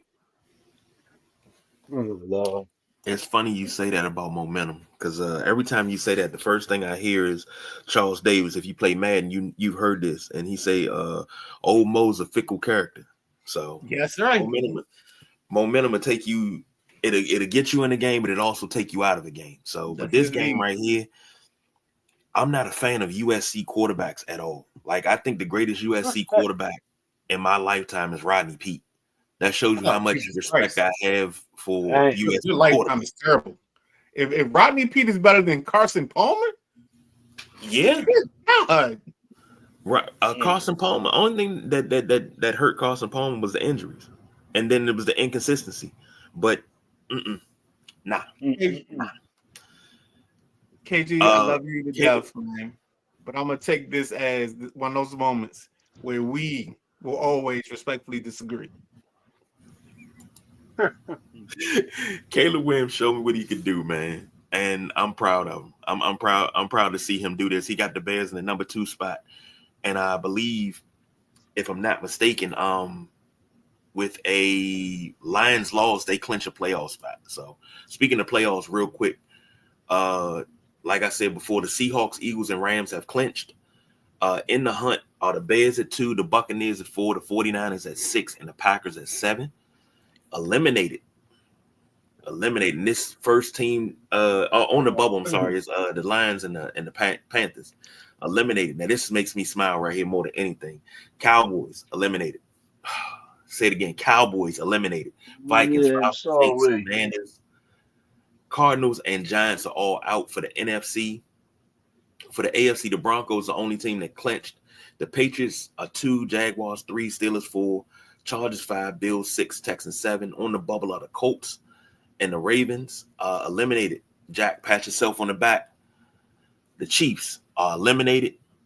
The Dolphins, Bengals, Jets, Browns, Raiders, and Titans. So,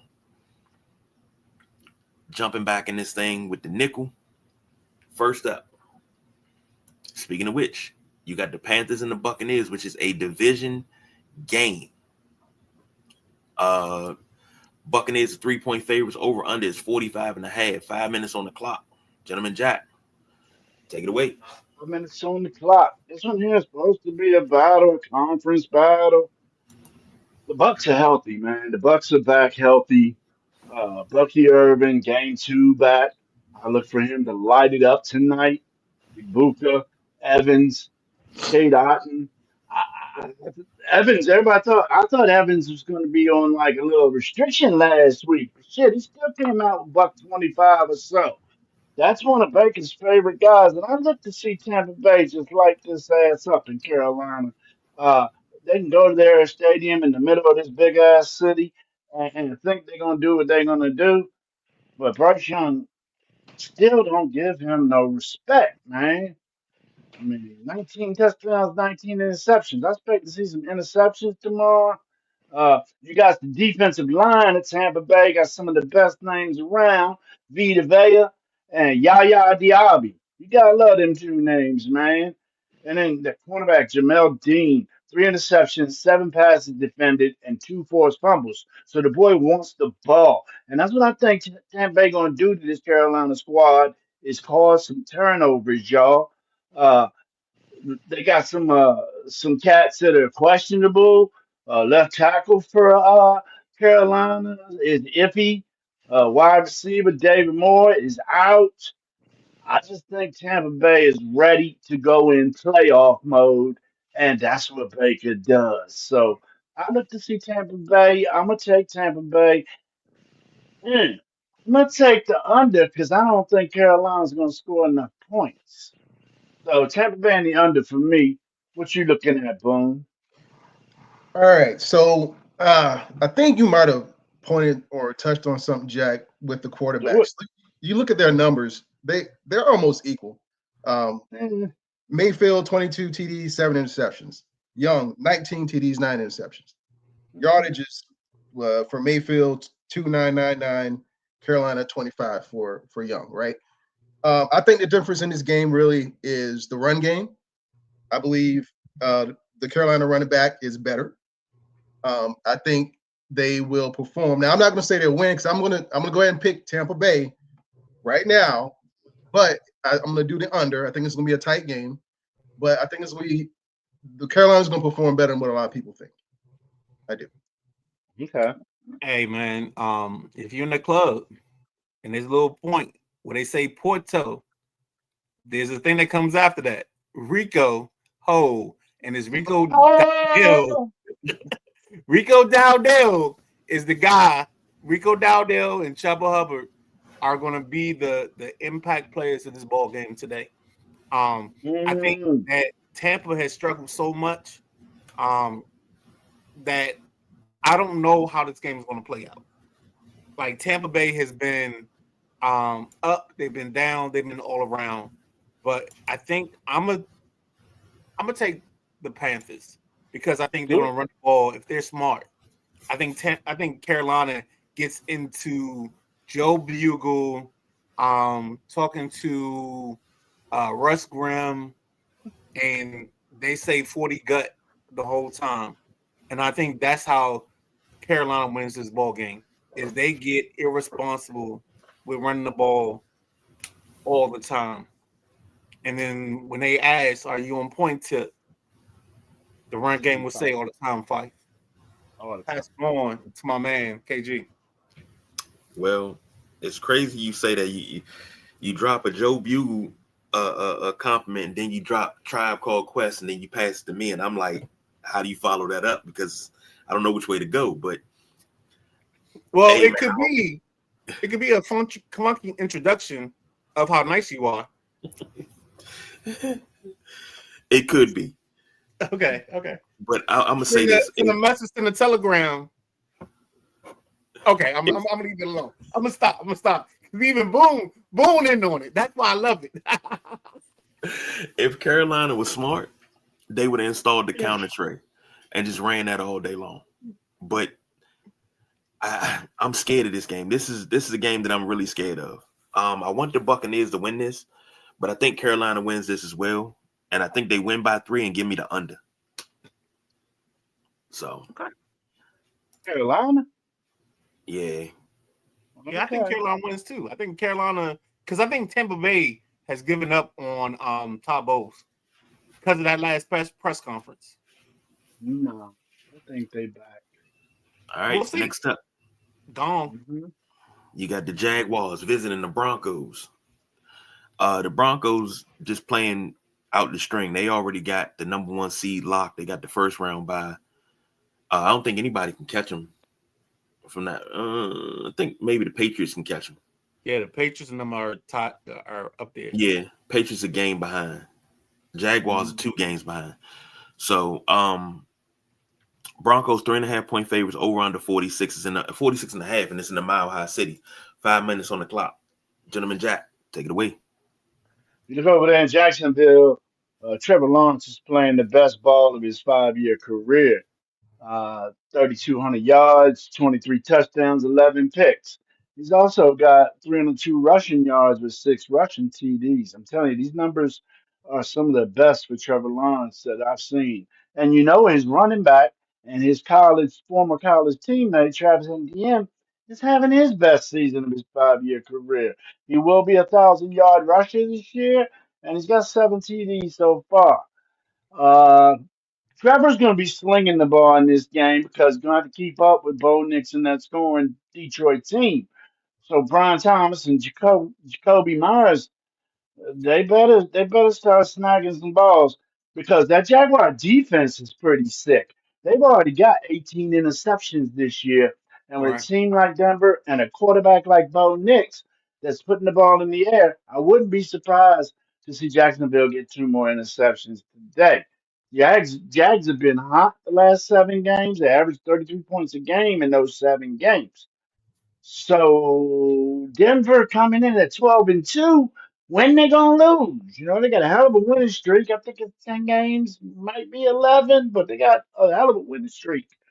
Um, RJ Harvey, he continues to shine for them. Denver's defense has 58 sacks this season, so I'm showing something that both defenses do well, in which Jacksonville picks the ball off, Denver sacks quarterbacks. So, man, I'm taking this just because I think it's time for Denver to lose. I'm gonna take Jacksonville and the over. I think it's gonna be a high scoring game, fellas. Which way are you leaning, Boone? Jack, I'm going to answer your question for you. Denver will not lose today. Okay.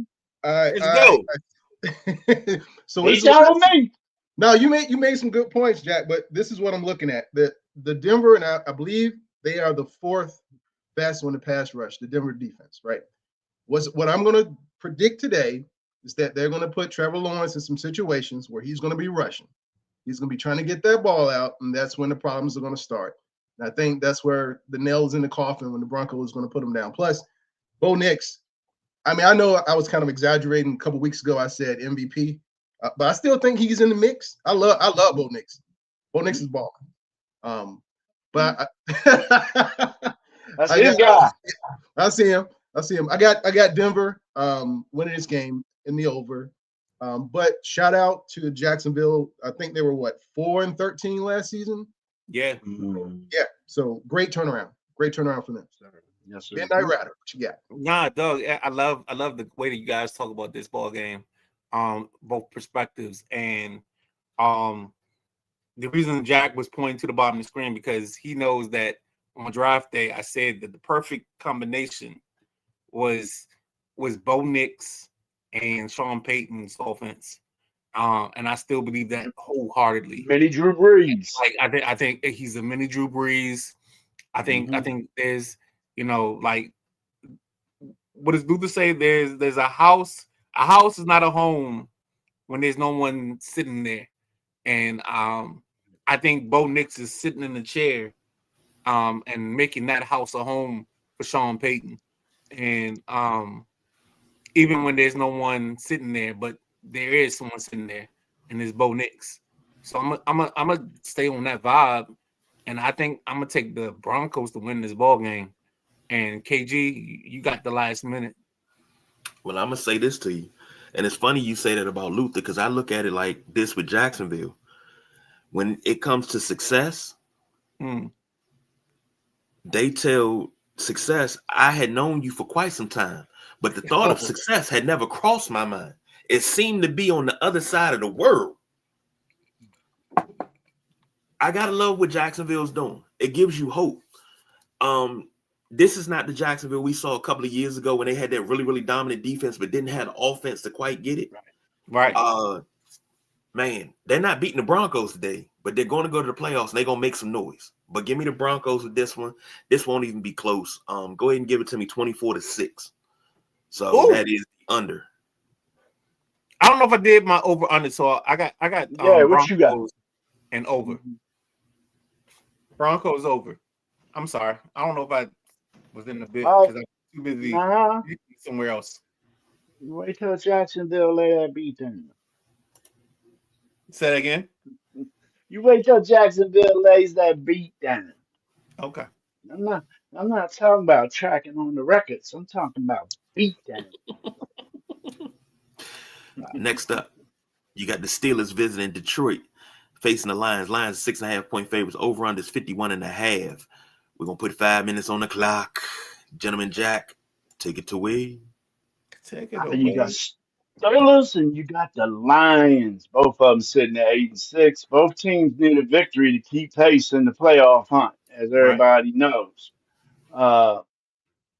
Looking at the Steelers' defensive ratings versus the Lions' offensive ratings, the Lions should run all over Pittsburgh. I think Detroit will score more points than Pittsburgh. Pittsburgh don't have much of a run game, fellas.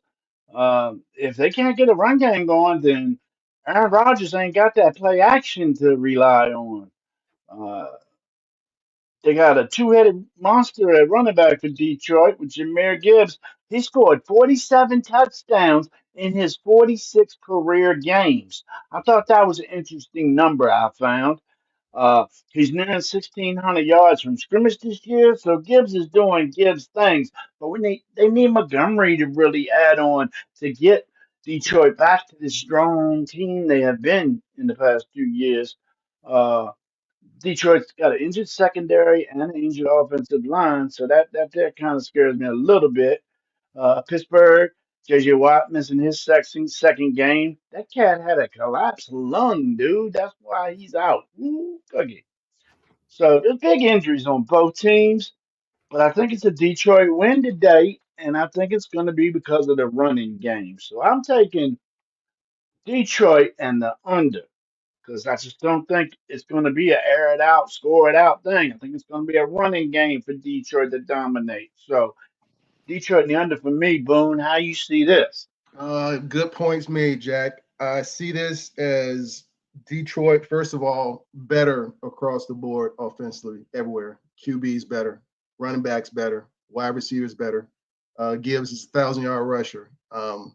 What's my boy's name? St. Brown.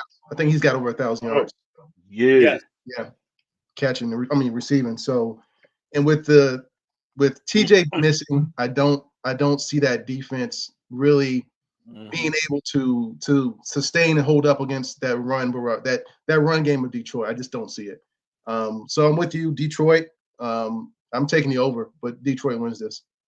Got you.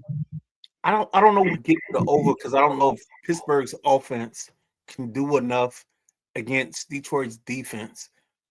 Pittsburgh is very run heavy and very play action oriented. And I don't know if Detroit's going to fall for that. So I'm going to take the Lions to win. And I think Lions will get that 6.5. But I think we're going to have – I think we'll have the over. But I think Detroit does the heavy lifting. KG, take it away. I ain't got a whole lot with this one. The Steelers are a shell of their former selves. I think they need one more win to secure Mike Tomlin's guarantee for a 12th winning season? 20th, whatever it is, yeah. But it's all hollow when you got a chance to win a division and you're going to go into the playoffs and you're going to lose in the first round. So, I mean, how you want to do it? I mean, at least he's not 6-7. But he could be. 6-7. But I was looking at another. I like these stats and these tidbits. Mike Tomlin is the winningest coach. Tied. He's either tied or just beat John Madden. They're the winningest two coaches on Monday Night Football. Yeah, he's like John Madden and Mike Tomlin. Yeah. Yeah. Damn. Okay.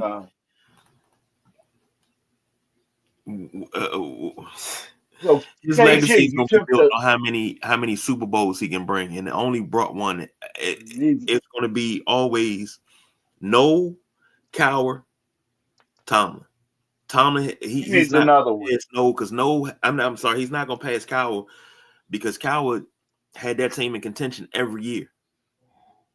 Every year, you hasn't had a chance to go to the Super Bowl. This dude hasn't had a losing season. So how are we doing this? How are we picking this argument? What do you mean? All right, there's the pen. Put it in it. Let's have a conversation. Cowher versus Tomlin. Mm-hmm. Yeah, who's that's more a good one. successful? Yeah. I'll take that. You go with Detroit? Yeah, I'm going with Detroit in that, and give me the over. Gotcha. Oh shit! Let's go, baby. If KG take the over going to hit, baby. Oh, y'all hit the over except me. Now we were talking about the Patriots earlier, the number 2 team in the AFC, and we got the Ravens right up the road. Patriots coming to Baltimore. Ravens are the number 9 team. They're 7-7 right now. 3.5 point favorites over the Patriots. You want to go ISO? clock. Oh, I got you. 'Cause look, I saw, I'm like, we going ISO already? Just dump it down. Everybody get out the way. Dump it down the middle and get out the way. 48.5 is the over under. So 5 minutes on the clock. Gentleman Jack, take it away. Well, Baltimore trails Pittsburgh by just one game. And then this is another primetime game for Drake May. He's got 3,567 passing yards with 23 touchdowns, 7 pickles. Drake May, MVP numbers so far. I'm loving it. Baltimore's favorite in this game. Why? Why is Baltimore favorite, dude? Well, Baltimore's 22-5 in home primetime games under Coach Harbaugh, but they're 0-2 this season in prime time. So New England 6-0 on the road, the only team without a road loss this year. I like that number too. Travion Henderson, man, he's been doing great stuff for the youngin. I dig him. I dig him. Boom. He's got 5.4 yards of carry average. Give him the ball twice. That's a first down. What you gonna do? What you gonna do? Stephon Diggs, man, he's not in the end zone as much, but he still makes big time catches. Okay, so don't be hating on Stephon Diggs, anybody. Uh, Lamar Jackson, I don't know which Lamar Jackson we're going to get today, fellas. I mean, he's been up and down all season. He's only played 6 games, but Is it 6 excuse or me, 6? 11 games. 6, 7. He's played 11 games. And Derrick Henry finally cracking 1,000 yards, but he's not in the end zone as much as he was last year. So I'm looking for New England just to keep on rolling and improve to 12-3. I don't think Lamar Jackson's going to be able to dig Mark Andrews up in the red zone enough to score enough points. Kyle Hamilton is out for Baltimore, and Kyle Hamilton is Superman in that Baltimore defensive backfield. I love the way he plays. And you got a bunch of cats on the offensive line that are questionable for Baltimore. So I'm New England, and I'm gonna take the. I'm gonna take the over because I think it's gonna be Patriots could hang 40 on the Ravens straight up. Yeah, let me put that down. Patriots gonna hang 40 on them, so I take the over. What you got, Bone? So, Jack, I question also how the Ravens are favored in this game, but I Mm-hmm. believe the Patriots are missing 2 players, 2 linebackers that are out, and I'm thinking they may be factoring that in order to stop, old Big D Henry, that running back. Maybe that's just speculation, but I know they're missing some key players on defense. The Patriots. This might be controversial, but Drake May's better than Lamar Jackson. Oh yeah, He's just better right now. So and Travion, I love Travion. I think he's a Virginia boy. He's from the Petersburg area. Yes. So, Yes. Mm-hmm. So I think he's gonna show out tonight or today. I'm sorry. So I got the Patriots and I got them in the over. I'm gonna make mine's KG. You got like 30 seconds to get on the screen because I'm gonna make mine real quick and simple. I like the Patriots in this ball game. I don't think the Ravens can stick with them. I think Lamar is a shell of himself, and I think Travion Henderson has started to show in the world who he is and what he's going to be. It's a shame that he wasted his talent and went to a school like Ohio State, but if he had gone to Notre Dame, the world would love him better in a better space.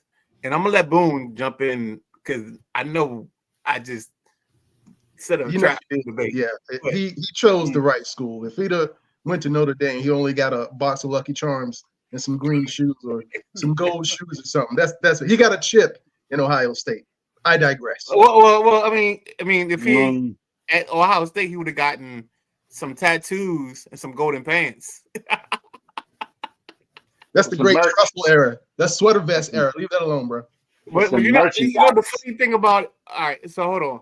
I'm gonna go outside of baseball with this. You don't understand that that era of Tressel, my nephew, my one of my buddies, his son, Lamar Thomas, he wore number 7 at Ohio State. He was there with Terrell and Beanie was the person that got him to go to Ohio State. And there's a quote he always tells me, and I always say it to everybody when I talk about college football. He says to me that if you wake up every morning in a national championship hunt, why would you go somewhere else?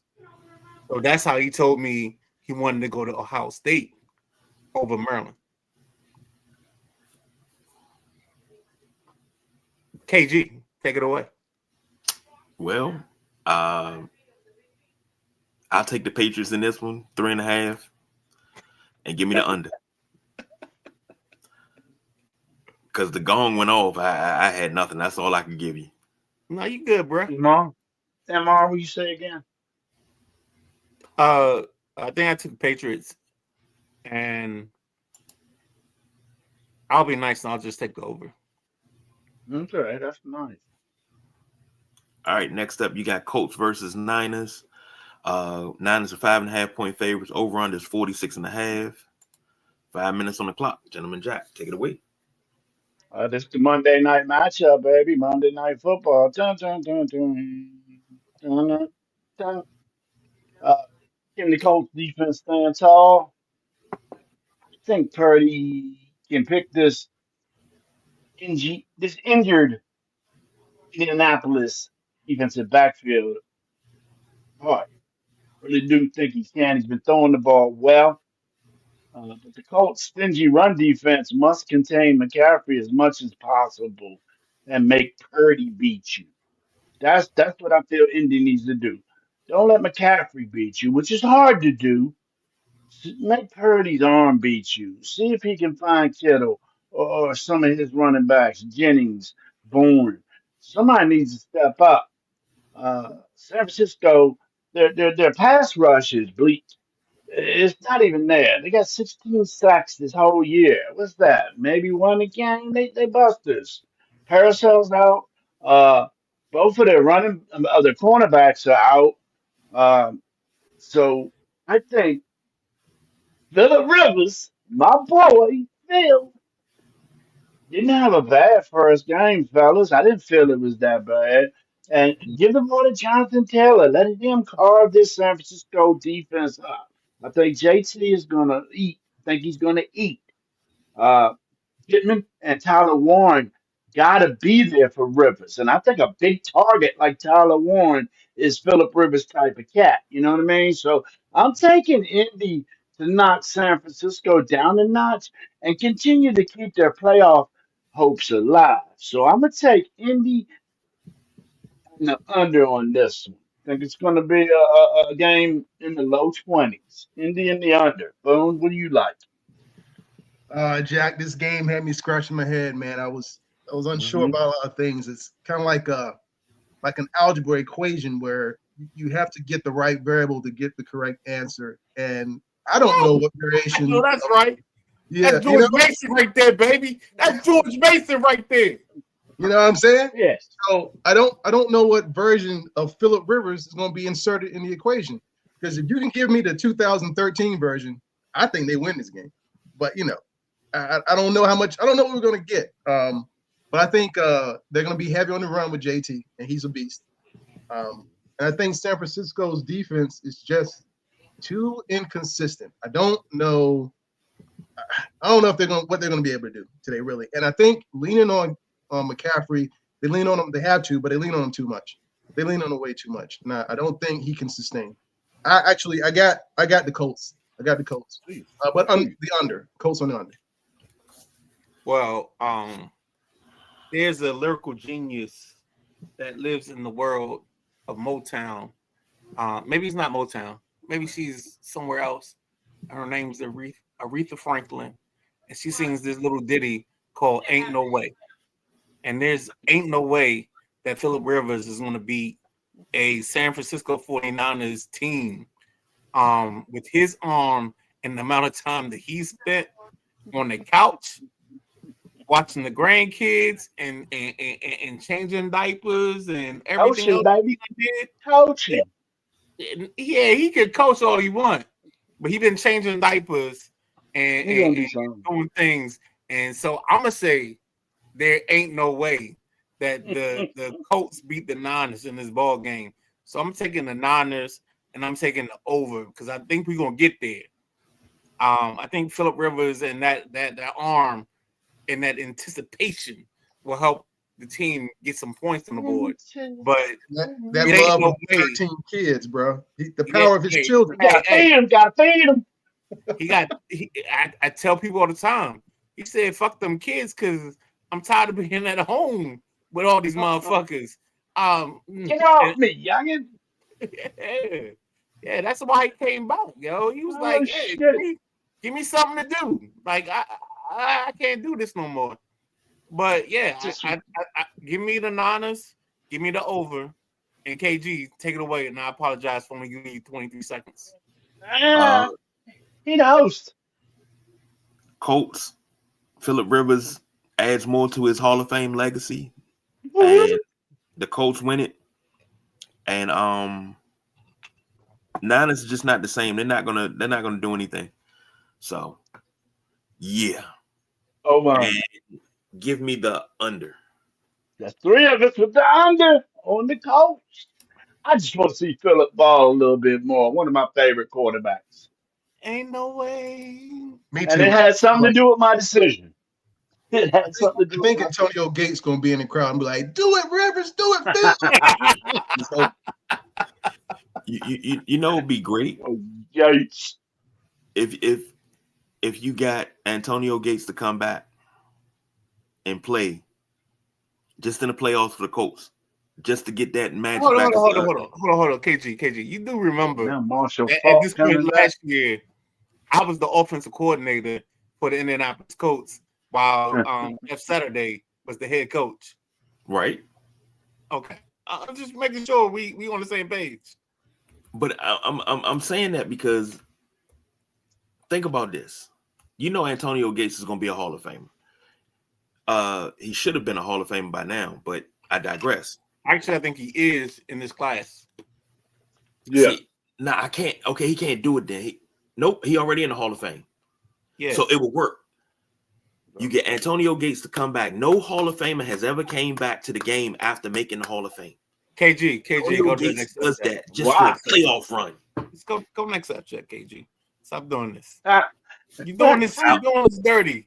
You do this all the time. Al Davis almost got Howie Long to do it. He's like, give me 10 to 15 snaps, and your ears back. You got this man. You got this man in the mirror complex. Even though you like Prince over Michael Jackson, the world doesn't make sense. For all of this, because Mike J is the greatest artist ever. Yeah, Prince is second. It's another show and another time. Last up, you got the Browns versus the Bills. 10.5 point favorites are the Bills, over under 41.5. 5 minutes on the clock. Gentleman Jack, take it away. Yeah, that's all we got. Well, you know, the Bills, they look to clinch their seventh straight playoff berth. Myles Garrett, he looking to break the sacks record. He's sitting on 21.5 right now. He needs another sack and a half to bust Strahan and TJ Watt's record. Um, Garrett's been playing. He's been playing lights out all season. He's the guy that's letting his play do the talking, in my opinion. You know, unlike somebody that went to Green Bay and was just always complaining. But hope you get better quick, Mr. Parsons. I like Myles Garrett. He's the best defensive lineman in the league. Um, the Bills got a top ranked offense, you know what I'm saying, to go against this Cleveland's pretty well ranked defense.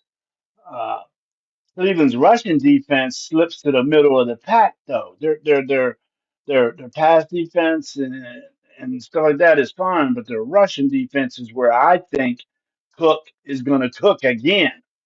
And then also Josh Allen can get you some rushing yards too. So Buffalo is going to run the ball through Cleveland, and they're going to just take care of things. There's some injured players on the Browns side of the ball that I think are going to affect things.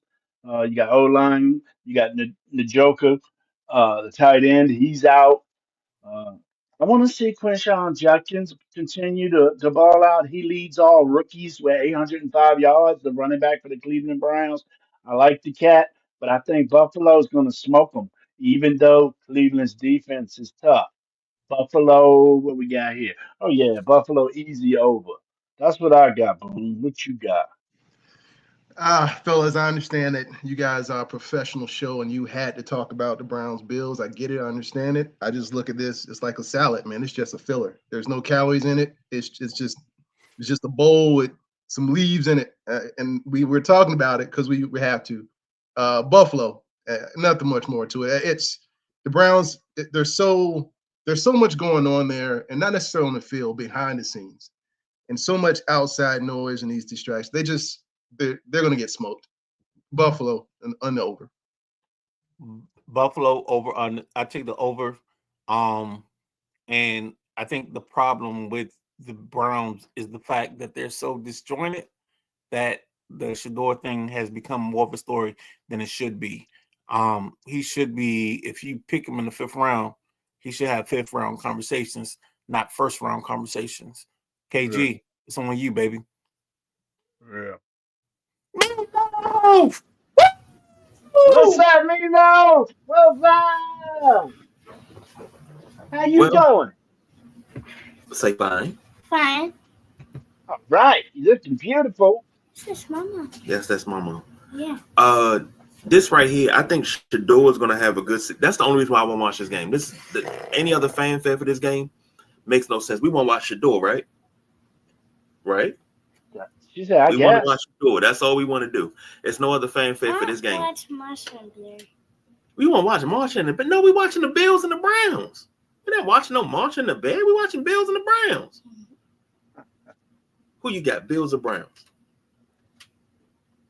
Marshall Blair, Cookie Monster. Okay. Cookie Monster. I like Cookie Monster. Burger Family. Brock Lesnar. Brock Lesnar. But the Bills win this one, and they'll cover. They'll cover with the 10. Makeup. Nope. They'll cover with the 10, and this probably will be the over because the Bills are going to do the heavy lifting in this one. But don't be surprised if Shador doesn't have like a 235-yard game and 3 touchdowns. But the Bills still win this one like 55-21. Let's go. Get us out. I think of my makeup. Next up. Don't worry about comments. Let's just get us out. Stop that. I don't know what we got. Well, that's the last game. So good. We ain't got no comments. I'll let you know now. I'm cooking chili. I got chili already made. I'm going to chili today. What you guys eat? What you guys eat? I got quesadillas. Quesadillas. Steak quesadillas. Mm-hmm. Okay. All right. So I got a choice of these steak quesadillas or some chili over at Midnight Riders house. What you rocking, KG? I'm thinking was racking our brain, and we was gonna do some baked beans with the country bacon on the top, and we was like, well, what we gonna eat with it? I was like, you know what? Smoked. We could do turkey burgers with it. Yeah. Couple turkey burgers, baked beans with the bacon and everything on top. That's probably where we'll go. We ain't fully decided yet, so. Well, if I was leaning between the 3 of y'all, I'd go to Midnight Riders crib. I'd get into some chili. It's a chilly day, even though it's quite mild compared to the chilly weather we really had. We're going to go see my pop at Arlington, so we're probably going to stop somewhere on the way home. I'm not sure what we eating. And my man, Big Don, Rodriguez is in the house. Hello, partner. What up, Sunday Rise? People's Choice decided he wanted to come and represent for the WrestleManiacs. Show is. Boone, what's up? I heard we was talking about some food, so I had to jump in and say what's up, especially since it's got a full house of Raven haters. I don't know what's going on with that. Y'all have no belief in my man Lamar. So what's going to be eaten is the Ravens over the Patriots today. You heard it first from the People's Choice, coming from the flagship show of the Sideline Junkies Podcast Network. Thanks to y'all. Write that down. What's up, Ryder, Boone, Jack, KG? What you want, Don? You want the over? Over the under? Okay, he's taking the over. And I'm going to circle this here real big so we know what you picking. I'm quite sure y'all be ready to make me eat some crow. But no, in all seriousness, and I apologize for abruptly jumping in, but I just wanted to take the time. It's the last show before Christmas. You guys have been just crushing it, all year long. So I wanted to wish the Sunday Rise crew a Merry Christmas. All of your fans a Merry Christmas. I know it's not New Year yet. We'll get there, but I just wanted to wish y'all some good times. Thank y'all. It's been a great show today, by the way. So I won't eat up any more time, but I just wanted to say what's up and, represent for the Ravens Nation, because I don't know what y'all been drinking or smoking. Well, I know one person, Boone, you wearing the competition's hat, so we already know where that's going. So we call a spade on that one. KG, I'm disappointed. Rod, I'm disappointed. Jack, you made some good points, but I'm disappointed. But no, thank you guys. I just wanted to say what's up. Merry Christmas. And then everybody enjoy the games today. And, let's just rock it out and have some fun and spread some cheer. So thank you guys. Thank you, brother. Merry Christmas to you, man. Nah, man, Merry Christmas, dog. That's one of the best moments that we do and we've done on the show, bro. Awesome. Nothing but love. I'll see you Saturday. The People's Choice, Don Rodriguez, likes to step in, and this is a pleasant surprise. Let's just say that. And as he said from the flagship show, longest running episodic show on the Sideline Junkies Podcast Network, it is the Saturday Night WrestleManiacs, the premiere, the show, the icon. Just wanted to let you know that. Are you guys done? 9 p.m. Are you guys done? Are you guys finished? Are you guys done? Are you done? How many shows did you plug? Yes, that's what I was about to say. He's been plugging all morning. Yes, indeed. Hey, boom, boom, boom. That's what we. Yo, GMU, baby. What we doing? I understand, brother, but like you said, call a spade a spade. You've been plugging all morning. You know what? All right. So we like to thank Boom for his first and his last time on the show. Because I'm gonna say this. When the season's over, Boom, I used to do like an article writing about the season. I'd rather do a roundtable. If you available, when we talk about the season as a whole, as a Commanders fan, as a Redskins fan, please just come back so we can have a therapy session for the 2025 season as a fan base for our team. I wouldn't miss it for the world, bro. Just let me know. I'll be there. Right. I won't miss that. Yeah. That'll be great, man, because see, we got so many in the fan base that want to get rid of Dan Quinn, and I'm like, why? And they can't come on. We don't want to talk to them. We don't acknowledge them. They like the cousins that's off in the corner. We don't acknowledge them. So, man, anybody got anything else before we wrap this thing up and get out of here and go watch some football? Only thing, brothers, I appreciate the invite, fellas. Thank you for having me, man. This was great. It's a great show. Always good to see you, especially my man, Midnight Riders. It's always a pleasure, brother. Always. Hey, bro, what you don't even understand, bro, is I sent you a message, dog. You got a seat. If you want a seat and you want to jump in, when we're not even talking football, and you want to talk sucky, Ohio State quarterbacks like JT Barrett, you got space, man. But nah, man, I like you and Brad. There are two people, and I'm gonna say this because I gave people the flowers. You and Brad are two of the guys that, from my Mason experience, outside of my boys, like we rock. and I rock with you, dog. I fucks with you, and I used to say this to people all the time: is I fucks with you. So we on a different level, dog. You got if you want to jump in and we got space, we gonna make it happen, man. Much Love appreciated, the bro. energy. I love the knowledge. Much appreciated. We good, bruh. And I can't make it say any other way without using the N word. You know what I'm saying? What, we Neanderthals? Is that what you about to say? yeah, there we go. Yeah, you can say Neanderthal. All right. or the old Sega Genesis game, Ninja Gaiden. Well, I mean, if you're a fan of Doc Walker, we are Neanderthal Nation, so I'm good with that. There we go, man. But no, seriously, bro. I texted you during the show, bro. Like you fit in, you get in like swimwear. It's nothing, man, and that's the beauty of this show, man. Like I think we as a group, and because Jack got in because he wouldn't go away. You know what I'm saying? like we love people that have good conversation and we good on the vibes and we trying to like set a tone with our message. We question and we operate in this space. And all I just say, yo, bro, I appreciate you on a whole different level that you don't even know, even though you got a cane in your hand and not hooks. But we ain't gonna talk about that because that's a whole different thing. That is what it is, man. I don't know. Not all of us can be great. Not all of us can be great.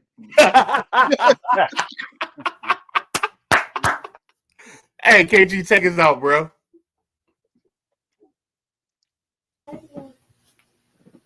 Well, thank you for joining us. Thank you, Boom, for coming in, being our guest picker. For the gentleman Jack, Boom, Midnight Rider, Boss BJ, the People's Choice Don Rodriguez, everybody in the comments. Thank you. Go enjoy some football. We will be back on Tuesday, but don't forget you got Pretenders or Contenders tomorrow. I think Matty Ice is going on Tuesday. I think so. Okay, Tuesday at 5. Unapologetics Tuesday at 6:30, and we'll be back at 7. So what do you tell them? Wait, can we do like and subscribe on YouTube? Tell them like and subscribe on YouTube. Like and subscribe on YouTube. Thank you. Oh, so right. you heard me say like and subscribe on YouTube. So until next time, we are out of here.